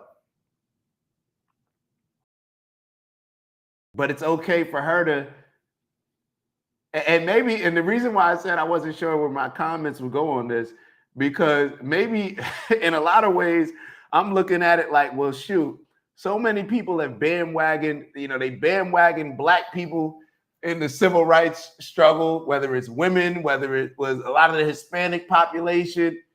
And it seemed like a lot of these groups of people always aligned themselves, even when it was with George Floyd. It went from George Floyd to a push for LGBTQ. It's like, well, Black Lives Matter. Well, yeah, but they're pushing for the trans stuff. And then when you look at the money that Black Lives Matter spent, what were the organizations that they were donating to? A lot of the trans organizations. So I don't know. In a lot of ways, I'm kind of looking at this situation and just laughing because it just I don't know. This just shows politics. It's not standing on principles. It's not standing on values. It has nothing to do with integrity. It has to do with how can I appeal to this group of people so I personally can gain power. That's how it comes across to me. Maybe y'all see it differently, but I just find it funny. I just find it funny that she's on here with Rachel Maddow talking about this. Rachel Maddow, I believe she's clearly gay, or I believe it's known that she's gay. So this is just funny to me. Like y'all get y'all stories together. Y'all get y'all victimhood, whoever y'all appealing to, the victimhood. Get that together, and then maybe come together and have a united ticket. That's what I would recommend. She should have had Pete Buttigieg. If you felt that Pete Buttigieg was your favorite choice, best option, then have him on here. Have him on. Like, you just look like more and more of a fake, phony politician when you come up here and you say this stuff. So let's move on. What's the next video that we got for y'all? All right. Do I want to play this video? Let's play it. All right. So Michael Rappaport, my shout out to Hassan Campbell. We're gonna show Hassan Campbell video. Shout out to my bro Skeeg over here. Listen to this. Hold on. Share this tab instead. All right. So a lot of people have been questioning Candace Owens' relationship with with Charlie Kirk. A lot of people have been questioning it, and Candace Owens put up this, and then we're going to show a follow-up video by Michael Rappaport that I find very interesting. And here is Charlie in his own words about how he was feeling. How is your relationship with Candace Owens nowadays? She's a great friend. Look, I don't agree with everything Candace says, but you know what I don't do? I don't stop being friends with people just because people morally blackmail me. I don't do that, and you shouldn't either. Look, I have different views on things as Candace. I have different views on Israel than Candace. I have different views on a lot of geopolitics. But honestly, I traveled the country with Candace. I went to her wedding. I saw her meet her husband. I went to Israel with Candace, which is a fun story I'll tell you at some point. But what I don't like is when people demand, you must stop being friends with somebody.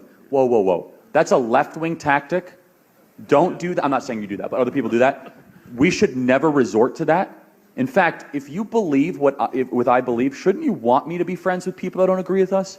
Shouldn't you want me to also be a tool of influence? And so I think the world of Candace. She's a great mother. She certainly has very, very fun opinions at times. And she's a great talent. She says a lot of stuff that sometimes I don't agree with, but that's what makes our relationship and our friendship interesting. My advice to all of you, you might not like somebody, but never tell somebody like me to stop being friends with somebody on an interpersonal level just because of disagreement. It's bad. It's what the left does, and we should rise above it as conservatives. Thank you so much.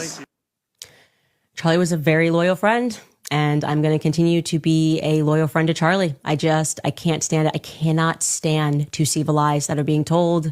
The people that are intentionally taking things that I say out of context, people that were trying to pretend that Charlie and I weren't friends. It is maddening, but I know that God never gives any person more than they can handle, and I can handle it. And I am handling it. This is a con artist. Why do you people keep going back to the well of Candace Owens? The don't deliver. The has not delivered. She's always like, I got receipts. Where are the receipts, What makes you happy, Candace Owens? You're a mother of small children. You seem miserable.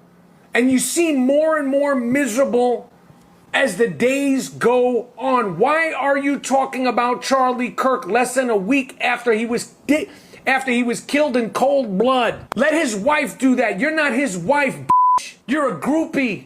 Let's not forget just a few weeks ago, kooky Candace Owens, miserable Candace Owens, rotten Candace Owens interviewed Harvey Weinstein from jail. And her big reveal was nothing. You don't deliver on anything. She's like, I got receipts on Charlie Kirk. I got receipts on Israel and the Mossad. And they had to, where are the receipts, You never deliver the receipts.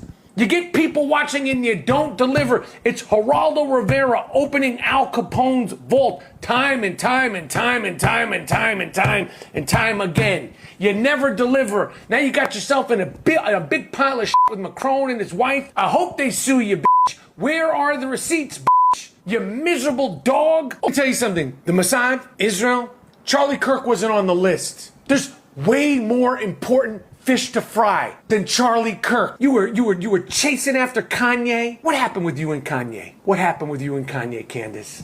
What really happened with you and Kanye West? There's allegations. People are saying things. I can't confirm or deny. Me personally, I have no proof. I can't believe that you would do so because you're a Christian, right? You're a Christian, right, Candace? You're such a devout Christian. You don't act like a Christian. Are you a Christian? Are you? See, no. Christian in name only. I should let Hassan talk.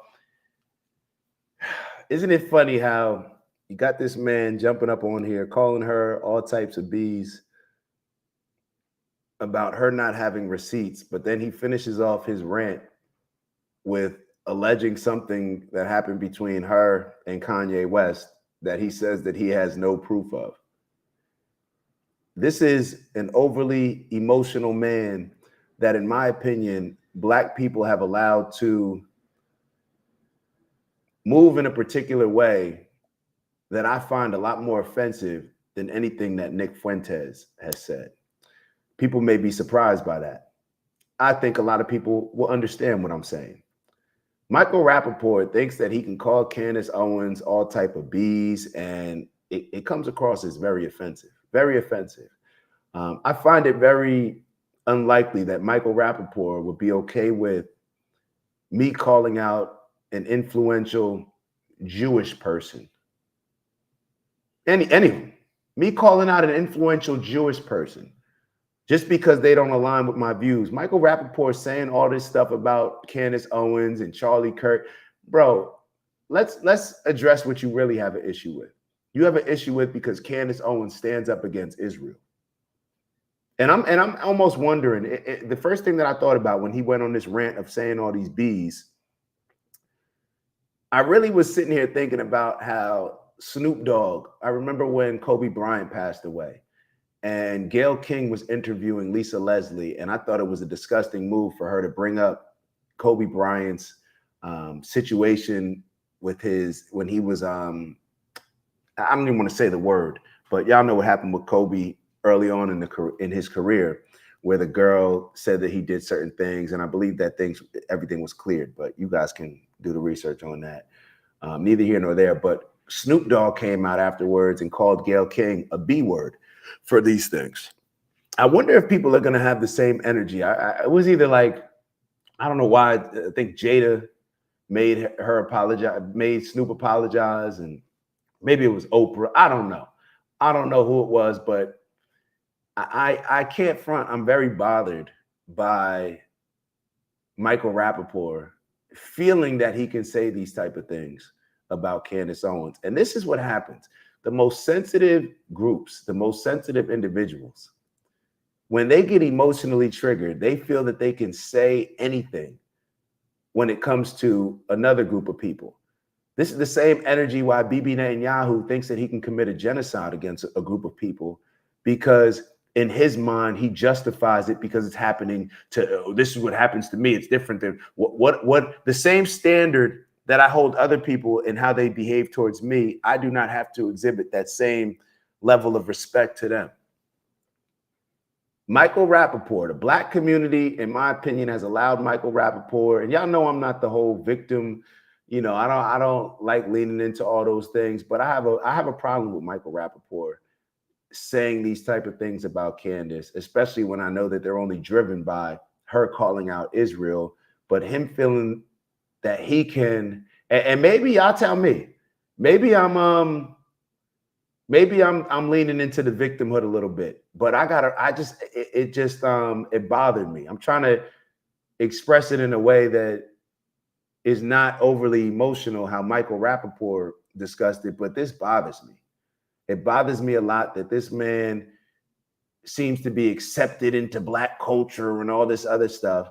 And we'll probably never call him a racist, him never to call certain things. But this is the type of racist behavior that it comes across in a different way, where you feel that you could speak on a certain group of people or a certain person who belongs to a certain group, that you would never tolerate other people speaking on certain people that belong to your group. And we know that there's an issue when it comes to, or that's a triggering thing when you call a black woman these type of things, these names. We know that can be very triggering. So it just, leave it exactly where it is. But to me, it just highlights even more so how Michael Rappaport, a Jewish man, seems to be very confused with the way that society works. Or maybe he's not confused. Maybe because Jewish people have been allowed to get away with so much that he feels that he can say these things. And people will sit back and say that, and this is another thing. Let's have a combo. You know what? Let's have a combo. I wasn't going to go this direction, but let's have the combo. A lot of people may hear what I just said and say, well, you're lumping Jewish people all into a category. I think that it's important to distinguish the Nick Fuentes of the world with the Tucker Carlson and Candace Owens.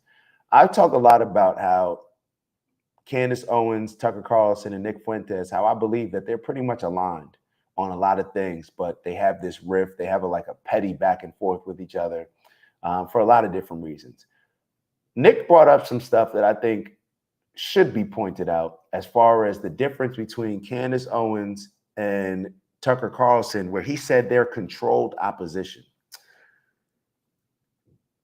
Tucker Carlson likes to target and call out, let's say, Bibi Netanyahu or the Israeli government.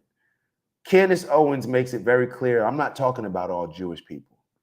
I'm not talking about all Jewish people. I'm talking about Bibi Netanyahu. I'm talking about Israel.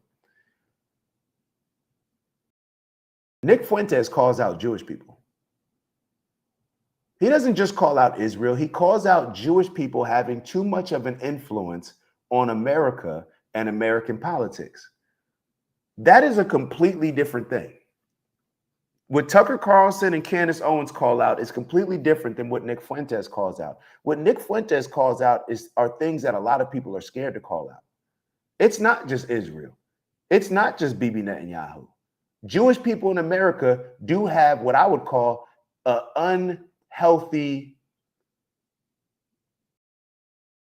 influence on our government. Now, Some people will say, well, what do you mean? Let's talk about AIPAC, right? AIPAC. I've talked about it on this show all the time that AIPAC is one of the only foreign lobbying groups that doesn't have to register as a foreign lobbying group, right? They register as an American, or they just are considered an American lobbying group. A lot of people even deny, a lot of Jewish people, Zionists, they deny that AIPAC is a Israeli group, and that's why they believe that AIPAC should not have to register as a foreign lobbying group. If that's the case, both things can't be true.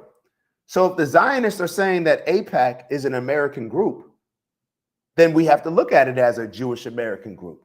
And if we look at it as a Jewish American group, both Democrats and Republicans have come out and said that AIPAC influences our politicians in unhealthy ways. They had the Democratic guy that was just on the Breakfast Club. You've had Republicans call this stuff out, whether it's Marjorie Taylor Greene, Thomas Massey. People on both sides, Democrats and Republicans, call out the fact that AIPAC has a significant influence on our politicians. And that is why you get a Ted Cruz to lean into the things that he says when he says, God commanded me to be good to Israel, so therefore I'm just standing with Israel no matter what. Is it an Israeli group or is it a Jewish American group? So if it's in a Jewish American group, then why is Nick wrong when he calls out the Jewish influence of our American politics? That has nothing to do with Israel, right? Isn't that what the Zionists say? That AIPAC has nothing to do with Israel, that it has nothing to do with that you separate the two, right?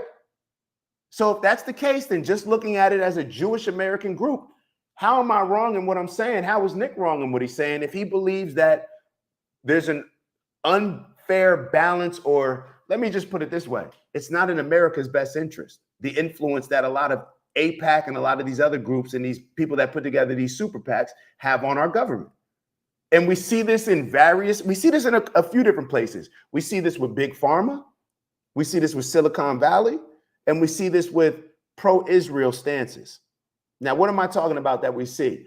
We see where in Big Pharma, because they put so much money behind Democrats and Republicans, they don't care who wins.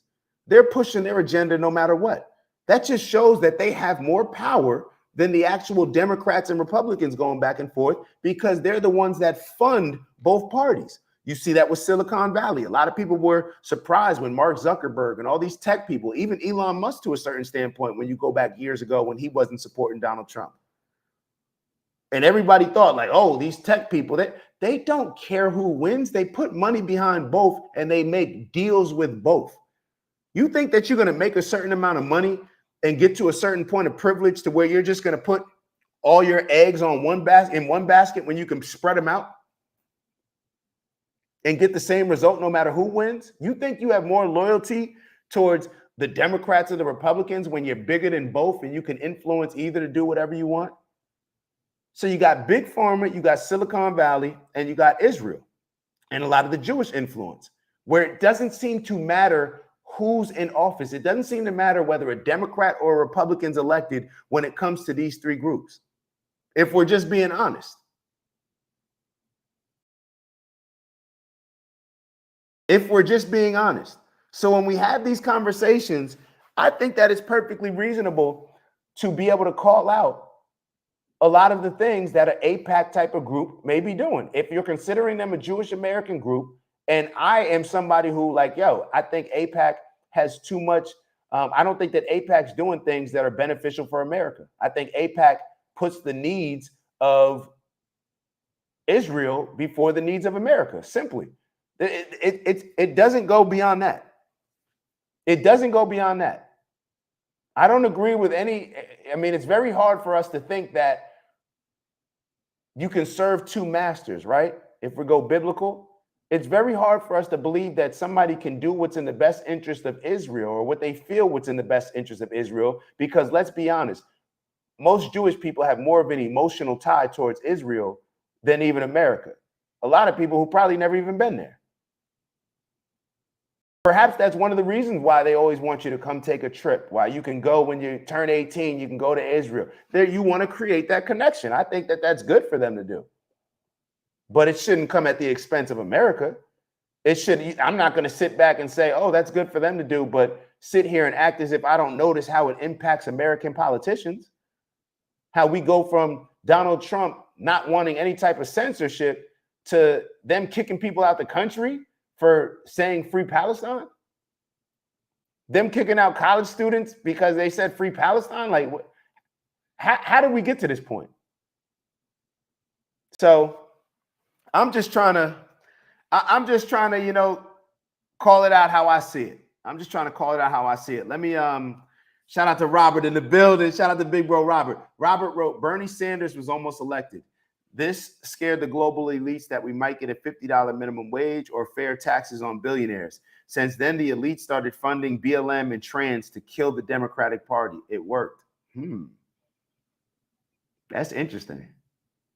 Since then, the elite started funding BLM and trans movements, okay, to kill the Democratic Party. I actually would say that you have a great point, because one of the things that determined who I was voting for was a lot of the cultural issues. I put the economy on the back burner. I'm just being totally honest. It was the cultural issues. I looked at some of these woke ideologies. You're bringing on a guy like Tim Walz, who's putting tampons in boys' bathrooms. You look at a lot of these trans issues, and I think a lot of the trans stuff, I think that that's playing with these young kids' mental health. I think that it's playing with kids' mental health. How we push and promote this trans movement, these are the very same things that we would question kids' mental, cognitive function. Like, we would say that they're sick in a lot of ways, right? We want to evaluate them. Now we're promoting it. Not just being okay with it, but we're promoting it. So I agree. A lot of these cultural issues that were being pushed, those were the issues that I had more so than the economy and everything else. Just being totally honest. So shout out to Robert for that. Yeah, man. Yeah, I don't know. I just, if we're gonna be in America, then I just think that we should be prioritizing American citizens. So whether it's the H-1B visas, I'm not sure if y'all are familiar with that. We should have probably talked about that as well, but with Howard Lutnick. So I'm not sure. Very quickly, I'll explain to y'all what happened with the H-1B visas. Where these H-1B visas, it was supposed to be a $100,000 fee that companies would have to pay for hiring people that aren't citizens of America. This is what Howard Lutnick, the Trump administration, had been pushing. Then it comes out that the $100,000 that's supposed to be an annual fee, that it's just going to be a one-time fee. So what they're pretty much doing is they're bending the knee to all of these Silicon Valley companies that want to bring in cheap labor, because America has always survived on cheap labor, whether it was slavery, whether it was sharecroppers, whether it's been the prison system, whether it's been bringing in migrants, illegally, whatever it has been, America has always relied on cheap labor. So what the H-1B visas were supposed to do was align with Trump's policies on the tariffs. The whole point of Trump putting the tariffs in play, which he said, was to incentivize companies to bring their factories to America, so therefore you can hire American workers, correct? So the H-1B visas were supposed to do the same thing. It was supposed to flip it pretty much, make bringing in migrants or non-citizens of America, make it more expensive, and then create Americans as the cheaper labor, with obviously being paid fair wages. But it was to bring up the price of how much it would cost to hire a non-US citizen in order to incentivize companies to have to hire American citizens. That's what a lot of other countries do. I think Nick even brought this up in one of his conversations about Saudi Arabia, where they were saying how they pour back into like the greatest parts of their economy, their country's wealthiest industries, they pour back into the people. Look what our wealthiest industries do. Our wealthiest industries are what? Big Pharma and Silicon Valley. Do we think that Big Pharma pours anything positive back into American citizens? Do we think that Silicon Valley, they're trying to find whatever way possible to hire non-Americans? because they have a higher standard of living or on the workforce. So therefore, Donald Trump has allowed these companies to figure out a way to still make it make sense for them to hire the cheap labor that they have people coming in from India or wherever else they're coming in from. So I don't know. Let me look back at the notes. Let me see if we can touch on one more topic before we move on. Let's go to, all right, so two videos. Will we get to these? All right, let's play these two videos. All right, I'm gonna play the Donald Trump video first. Let me copy this link. Apparently, Trump's putting his foot down with Bibi Netanyahu. No, we're supposed to play the Tucker video. All right, so we'll save the Tucker video. I put so much pressure on Maya to get that video, and now look at me. All right, let's move on. All right, let's play this video. That you would not allow Israel to annex the West Bank. Is that something that you? I will not allow Israel to annex the West Bank. No, I will not allow it. It's not going to happen. Did you speak with Netanyahu about this directly? Yeah, but I'm not going to allow it. Whether I spoke to him or not, I did. But I'm not allowing Israel to annex the West Bank. There's been enough. It's time to stop now, okay? Trump said there's been enough. He's bullied me long enough. He's walked me on this leash for long enough. I don't feel like walking anymore. I don't feel like being directed by Bibi Netanyahu in Israel anymore. And all the billionaires, the Jewish American billionaires that have given me money and given the rest of the politicians money. It's enough. I don't believe a word Trump says when it comes to Bibi Netanyahu in Israel. I don't believe a word that he says. He's completely reneged on every single thing that he said when it comes to if it involves Israel. The censorship, switched sides. The Epstein files, completely switched, right? Once people started suggesting that, Tucker Carlson got up at Charlie Kirk's event and suggested that Jeffrey Epstein was working for Mossad. Donald Trump, he didn't want to, lean into those things. Whenever a situation comes up about Israel, Donald Trump said no new wars, that he would stop there. He's over here putting treaties in place. He's celebrating treaties on Truth Social while Bibi Netanyahu's dropping bombs on the very people that he supposedly had this peace treaty with. He's going on TV. He's getting frustrated. He's tucking Bibi Netanyahu's chair in when he sits down. Like, what is going on? Where's that Zelensky energy that you had towards Bibi? Where is that? I mean, we fund Ukraine, but your energy is a lot different to him being appreciative than when it comes to Netanyahu and the things that they're doing. But let me look at this. All right, so this one last video that kind of goes with this one.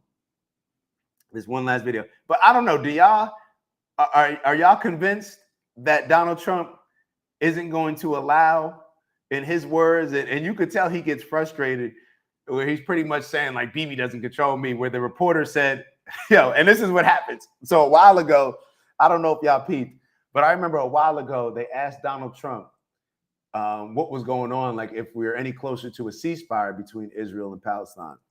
And Bibi Netanyahu was there. And Donald Trump just said, well, ask Bibi. Ask Bibi, he's there. So the reporter in this situation, Trump said, yeah, I'm not allowing it. She pretty much said, yo, have you spoken to Bibi? Like, let me see your boss. Like, what did your boss say about this? Doesn't matter what your energy is on it. What did your boss say about this? So that was kind of my takeaway on it. Let me pull up this other clip for you all. Let me pull up this other clip. We got the conspiracies coming out. Hold on. Why is it playing picture in picture? Hold on. We got the conspiracies coming out. Share this tab instead. Wait, what? Hold on. Hold on 1 second. Hold on. All right, boom. Yeah. Look at your text. You said look at. Robert did super chat. Oh, it's on speaker. I thought something was wrong. Stop now, bye. I'm like, I thought I was on mute or something because Maya's calling. Yo, my boss did call. Hold on. She got me all frantic. Now I can't even find the the video I'm looking for. Hold up. She got me nervous. Like I thought she got a phone call from somebody or something. All right, let me share this video. Hold on. Let me share this. All right. Well, it was made aware to me that I would like to actually tell the American people, it was made aware to me this evening that NBC actually has a video that's never been seen before. We're actually going to be sending a letter requesting that from NBC because it allegedly shows Oswald near the vehicle when the assassination took place, which means that he couldn't have been the shooter. So again, we're tracking down all this information. But look, there's even a CIA document that came out that Mr. Morley pointed out that actually said that the CIA never bought the lone gunman theory. And so I think the American people had an inclination as to what we were saying, but we never had the hard evidence until now. And so it's important to note that in a free and fair society, how could you operate or have an agency operating in the shadows? And so kudos to President Trump, also Director Radcliffe and Tulsi Gabbard for pushing for this transparency. It is going to be generational changing that they've done this. And we hope to bring forward legislation to ensure that this never happens again for future generations to come. Don't nobody want to hear this bull, bro. Don't nobody want to hear this. Yo, nobody believes y'all. Don't jump on Fox saying thanks to Trump, bro. Y'all said y'all were putting out the Epstein files. Nobody believes any of this stuff. Y'all have lost all credibility. If you're aligning yourself with Trump now, if she didn't say thanks to the Trump administration for this, then maybe I would have given it, a little bit more thought. Stop. Nobody believes this stuff. Nobody believes this stuff. Maybe Michael Rappaport should have this energy towards Donald Trump and the things that he's reneged on when it comes to Israel. Michael Rappaport, since you're calling out the receipts and people not, following through on the things that the claims that they're making. Maybe you should have that energy towards what's being done for you and yours. But back to this, come on, bro. Does anybody y'all lost all credibility, in my opinion. You've lost all credibility. And I want to make sure that I see Robert's comments. So shout out to my brother Robert, man. Shout out to you, man. You holding it down. Which race benefits the most from a $50 minimum wage? Which race would this hurt? I don't know. A $50 minimum wage seems so crazy. I don't know. I'm over here trying to think of all the small businesses and if they could even afford a business if they had a $50 minimum wage. Maybe that's just the position that our country is in right now, because I'm trying to think. If you're a coffee shop, think about the stores that you go in on a daily basis, what that would do. I guess they would just have to increase their prices. If McDonald's was a $50 minimum wage. Hold on. What is the minimum wage? Let me actually look that up. Hold on. What is the current minimum wage federal? Is there a federal one? Because I know that it's different in different states. All right. So the current federal minimum wage is $7.25. Is that real? Nah, this got to be from a while ago. Hold up, Ski. Hold on. Somebody look up hold up. What is this? Google, man, we may need to tap into ChatGPT. Nah, it says $7.25. Is that real? I feel in Jersey, I feel when I started, my first job was at McDonald's in 2002. And my first job was at McDonald's in 2002, and I think the minimum wage was $5.80 in Jersey. And I mean, outside of some bus fare to the movies and the mall, that was about all that was covering. But a lot of people will say when it comes to minimum wages, it's not supposed to be something that you get into and you work there for the rest of your life and you're able to afford a house with a white picket fence. I don't know. A lot of people say that that's not what it's supposed to be for. it's more of an entry level job, and then you move on to different positions, even if you're still in the same company. But I just don't know, like a $50 minimum wage, to be totally honest, I never even realized that Bernie Sanders was pushing for a $50 minimum wage. It's different in every state. But federal means you can't go under. So so this is what, from a federal minimum wage standpoint, what I'm assuming is that the states can't go under. Let me actually ask that. But yeah, so what is it? Can states go under the federal minimum wage? I don't think that states can go under. Yeah, no, states generally cannot go below the federal minimum wage. So with $50 an hour, imagine how much your coffee's gonna cost. Imagine how much your McDonald's gonna cost. Imagine how much the movie's gonna, I don't know. The groceries are gonna cost. I don't know. We definitely need a reset with our economy. And this is why when we send out all of this money to different countries, we devalue our dollars. And this is why we have this problem when it comes to inflation. So now we're gonna make it 50. Like honestly, we may just need a reset when it comes to the economy. I don't know how exactly that would be done, but a $50 minimum wage, I don't know about that. I don't know about that. $50 minimum wage, that means you work, let's say, what's a normal work day? 8 hours? 9 to 5, that's 8 hours? Yeah. 40-hour week. 40 hours a week? I mean, let's do the math. 40 hours a week at 50, what is that? 2,000? No, 20,000. Wait, hold on. 2,000? Y'all hold on. Somebody do the math, man. Don't be having me do this math out here. That'd be 2,000, right? Hold on. Hold on. So 40 hours. Hold on. Let's do the math. 40 hours times $50 an hour. It's 2,000. Yeah, I had it right. Y'all don't test my math school, College of William and Mary. Stop playing with me.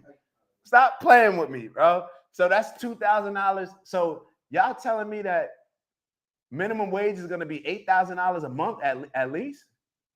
I mean, they're going to have to bump up some of the other stuff. I don't know about that. I don't know about that. That's kind of crazy. That's kind of crazy. Shout out to my brother Queez in the building. Reduce government spending. Minimum wage won't matter. That's what I'm saying, bro. Forget all the minimum wage talk. Forget all the minimum wage talk. Let's just stop spending money, getting involved in other people's foreign affairs and doing all this stuff, giving away our money. Us just trying to, like, even the amount of taxes that we got to pay.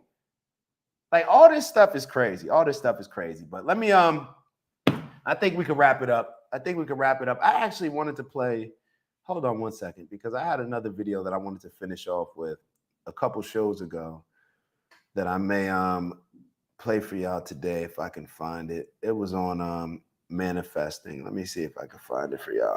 My essay would be $100K if it was $50. $100K a year? $100K a year? Yeah. That's crazy. Come on, Bernie. Is Bernie really pushing this? Like, sometimes, and this is what I mean when I say sometimes people just say certain things to appeal to certain groups. Like, that sounds amazing. Now people going, yo, if I vote for Bernie, I'm gonna go from making 30,000 to 100. Like I don't know if that's how the economy should work or if that's even makes sense. But actually, it's already 10:10. Don't worry about that video, as if y'all were worried about it. I could have sworn I had it written here, but I'm sure that we'll have some interesting stuff. Oh, I do have it. Let me see if I can play it. Hold on. Let me see if I could play this video for y'all. Copy link address. Let me see how long this video is. Did I not copy and paste it right? Hold up. Hold on. Copy. Paste. Oh, yeah, it's right here. Hold on. Do I want to play it? Let's finish off with this video. Yeah, let's play this. Hold on. As we get ready to meditate, let's finish off with this video. Make sure y'all liking and subscribing. If you can see it in your head, if you can picture it, if it's clear, you know what I'm saying? Then it is a possibility. If you believe in it, it's already happened. It's just haven't gotten there yet. So, you have to learn how to recognize things, you know what I'm saying? And you just have to know what road to take to get to your final destination. Because just a thought form can manifest itself into physical form. You know, so it's all about believing in yourself, believing in what you do, being able to see it, knowing how to get there, living it, and trust me, it'll happen. Ask and ye shall receive. That is a very true thing. You hear it, thoughts manifest into physical matter, and it makes sense because she's a big artist. So, well, she was before she passed, and I'm glad I'm getting to see this because I never heard of her speaking like this about manifestation. And it just shows you a lot of these celebrities will tell you nowadays that they manifested their reality, and it's true. It's good to hear that, you know, that we all have this power. It's not just one set of people that's special. We're all unique in our own way. We're all special in our own way. We all have the power to create our reality in our own way. So dream as big as you can and manifest the dreams you desire. If you can. That's a fact. That's a fact. We manifest. All right. We create our own reality based on what goes on up here, the energy that we put out into the world, the actions that we take. All of that factors into the reality that ends up being created for ourselves. And I want to, before we finish out, Golden 22 wrote, Jesus got to come back. And then Bustelo wrote, Golden is correct. Perhaps, and this is what I would ask and us all to entertain. Let's actually ask that question. For all the people that look up to Jesus as a powerful, great figure, I think based on all the stories that I've heard, Jesus was an amazing person. And if you believe that Jesus was an amazing person, then perhaps a lot of us should ask ourselves what those bands used to say. Remember the WWJD bands that people used to wear? What would Jesus do? So I don't think, let me not say I don't think, perhaps Jesus can come back. Jesus' principles, the things that Jesus was teaching, his values, his morals, the integrity that he was preaching. Perhaps that can come back in all of us. Like perhaps we don't have to wait for, however you see it, Jesus, the actual person coming back. Perhaps it would be more powerful if Jesus came back in all of us. Because let's say that Jesus did come back. What would it do? It would inspire the rest of us, right? It would still inspire the rest of us to then act on behalf and move and perhaps follow Jesus and his teachings, right? So why can't we be doing that right now? We don't necessarily have to wait for Jesus to come back in the physical for us to be the energy and move through the world with the same standard that we would want, or that Jesus represents to us, or at least aiming for that standard, right? In all these situations that occur, we can say, what would Jesus do in this situation? And perhaps that's one of the greatest forms outside of maybe what some people may believe of him coming back in the physical. Perhaps that's the next greatest thing that could happen, with Jesus coming back in all of us and us being representations of the teachings and the way that Jesus lived and the principles that he embodied. So that's where I would leave it. Let's finish up the show as we always do. And hold on, I think I caught up with all the, did I catch up with all the, hold on, Robert. Hey, Robert hit up. Hey, all right, Robert. All right, I'm like, is this the same one? All right, so Robert wrote, minimum wage elevates blacks and Hispanics at the expense of wealth of the global elites. In 1970, it was $35 adjusted for inflation. So minimum wage elevates blacks and Hispanics at the expense of wealth of the global elites. In 1970, it was $35 adjusted for inflation. So you're saying that the minimum wage was $35? Hold up. Oh, I get what you're saying. Adjusted for inflation. So you're saying, yeah, it's inflation has ruined a lot of things. Inflation has ruined a lot of things. And what does inflation come from? Us overspending and overprinting, giving away money and printing out more money. That seems to be two of the things that have led to us having these inflation problems. And you know what? You know what? That before we leave now, because I want to get into our meditation and manifesting. You know what I thought about? Why are we so surprised that American politicians can be bought off, or that America moves in certain ways where we look at it and say, why aren't you putting America first? Why are you putting these other countries' interests first? America moves like somebody that's in a lot of debt, somebody that owes a whole bunch of money that they can't afford to pay back. That's exactly how America moves. Like they're making certain deals with this person to try to make back some of the money that we've lost in this area, or we're making a deal with this, or we're willing to do this to risk and compromise our morals or what we said over here just because we owe so much. That's how America moves in my mind.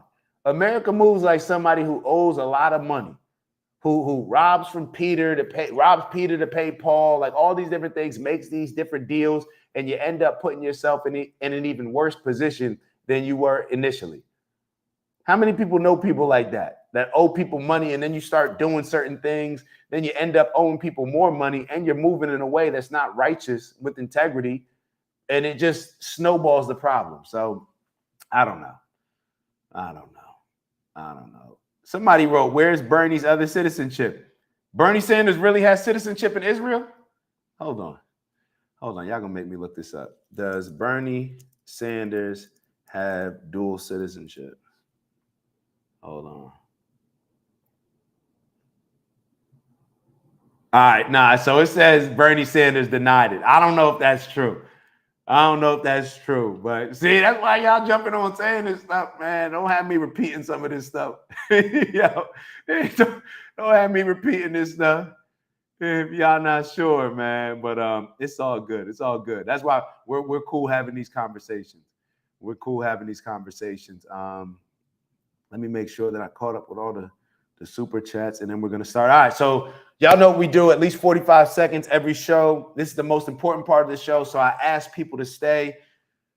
A lot of times we're talking about heavy things, all right? I ask that we just keep the main thing, and what the main thing is the goal of us coming together and living in humanity, or living in harmony, I should say, humanity coming together and living in harmony. And that may start in America, and we can see how a lot of times when we're so divisive in America, that divisiveness and that energy allows for a very divisive energy to occur throughout the world. So we want to stop that as much as possible. So one of the techniques that we like to use is meditating, manifesting the things that we want to see in the world, becoming the change that we want to see. And so we take 45 seconds. We like to say that every breath, every exhale, we're releasing the negative energy. Every inhale, we're inhaling the positive energy. So by the end of our 45 seconds, we're now able to circulate just positive energy and just be putting that out, because that's important. I want everybody to take accountability and ownership for the energy that we put out to the world, because it makes a difference. There's a reason why people go out of their way and spend so much money to make us think certain things, to propagandize us, to manipulate us. They spend a lot of money.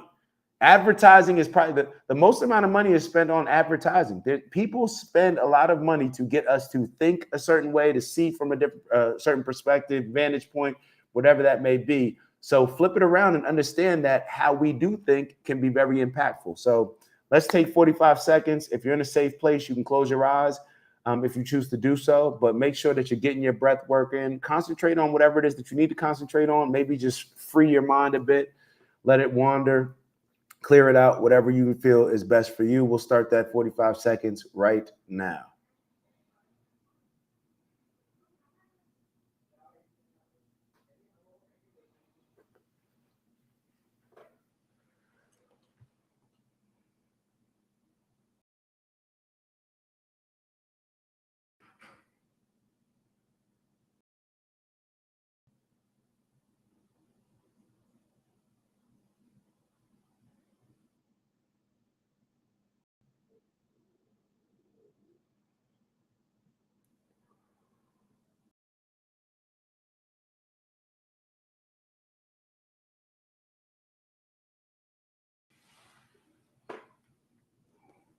All right, one last inhale.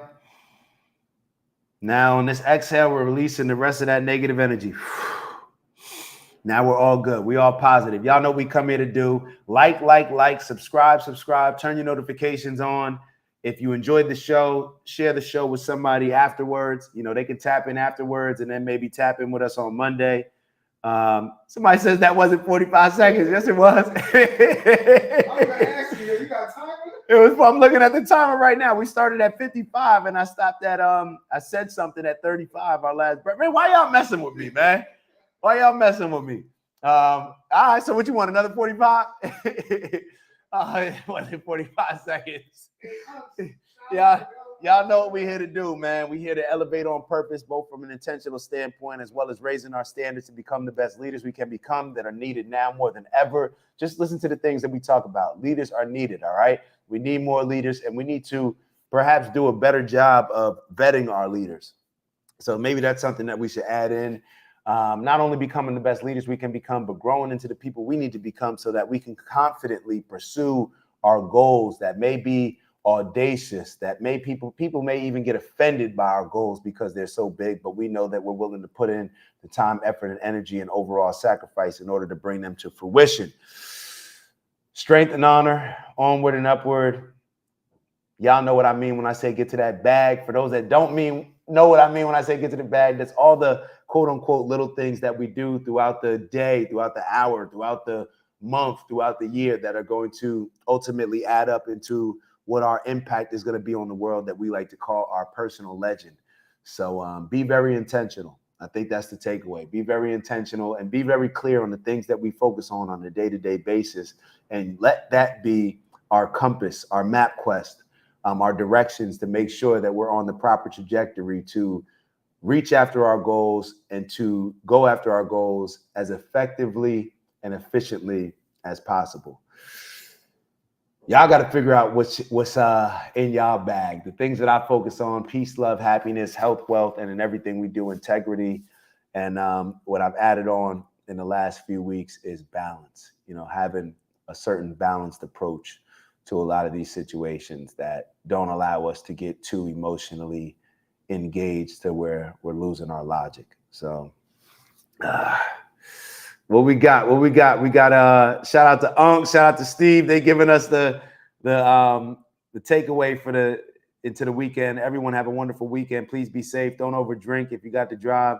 Always know your surroundings. One love. This is everybody's favorite uncle. Love is not equal opportunity. Love is not equal opportunity. Love is. So love is not. What is? Oh, maybe I'm reading it wrong. Favorite uncle. Love is not equal opportunity. Love is, hold on, let me go to the next comment. Love is something that you earn, and earn yours wisely from those that you want to share that same emotional feeling with. Never give it away. Always make them earn it. I love that. All right, I love that. Panasonic 2 said, I need to get my ish together. We all are actively getting our stuff together. So namaste, definitely namaste. The peace in me honors the peace in you, right? That's the namaste. Steve wrote, blessings to all. Exercise the hustle muscle and grow mentally, spiritually, physically, and financially. Exercise the hustle muscle. These are words to live by. Exercise the hustle muscle and grow mentally, spiritually, physically, and financially. Because if we're lacking in any of these areas, the other ones are going to sacrifice as a result. So let's strive to fulfill that potential, man. Night Chigger wrote it. He finished it up. Love is love. So on that note, I appreciate y'all.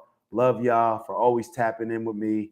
And this is man, I'm always grateful. I'm always grateful. We're gonna keep pushing and enjoying these conversations with each other and having this safe space where we can exchange ideas, with always remembering that the focus is and the goal is for us to build and seek this greater peace of us just getting along in harmony, having different ideas, disagreeing, but being able to have it in a way where we're not having hatred for a group, where we're not losing our humanity, where we're not violating our commandments. So on that note, appreciate y'all. Salute y'all. Y'all enjoy y'all weekend. Have a good one.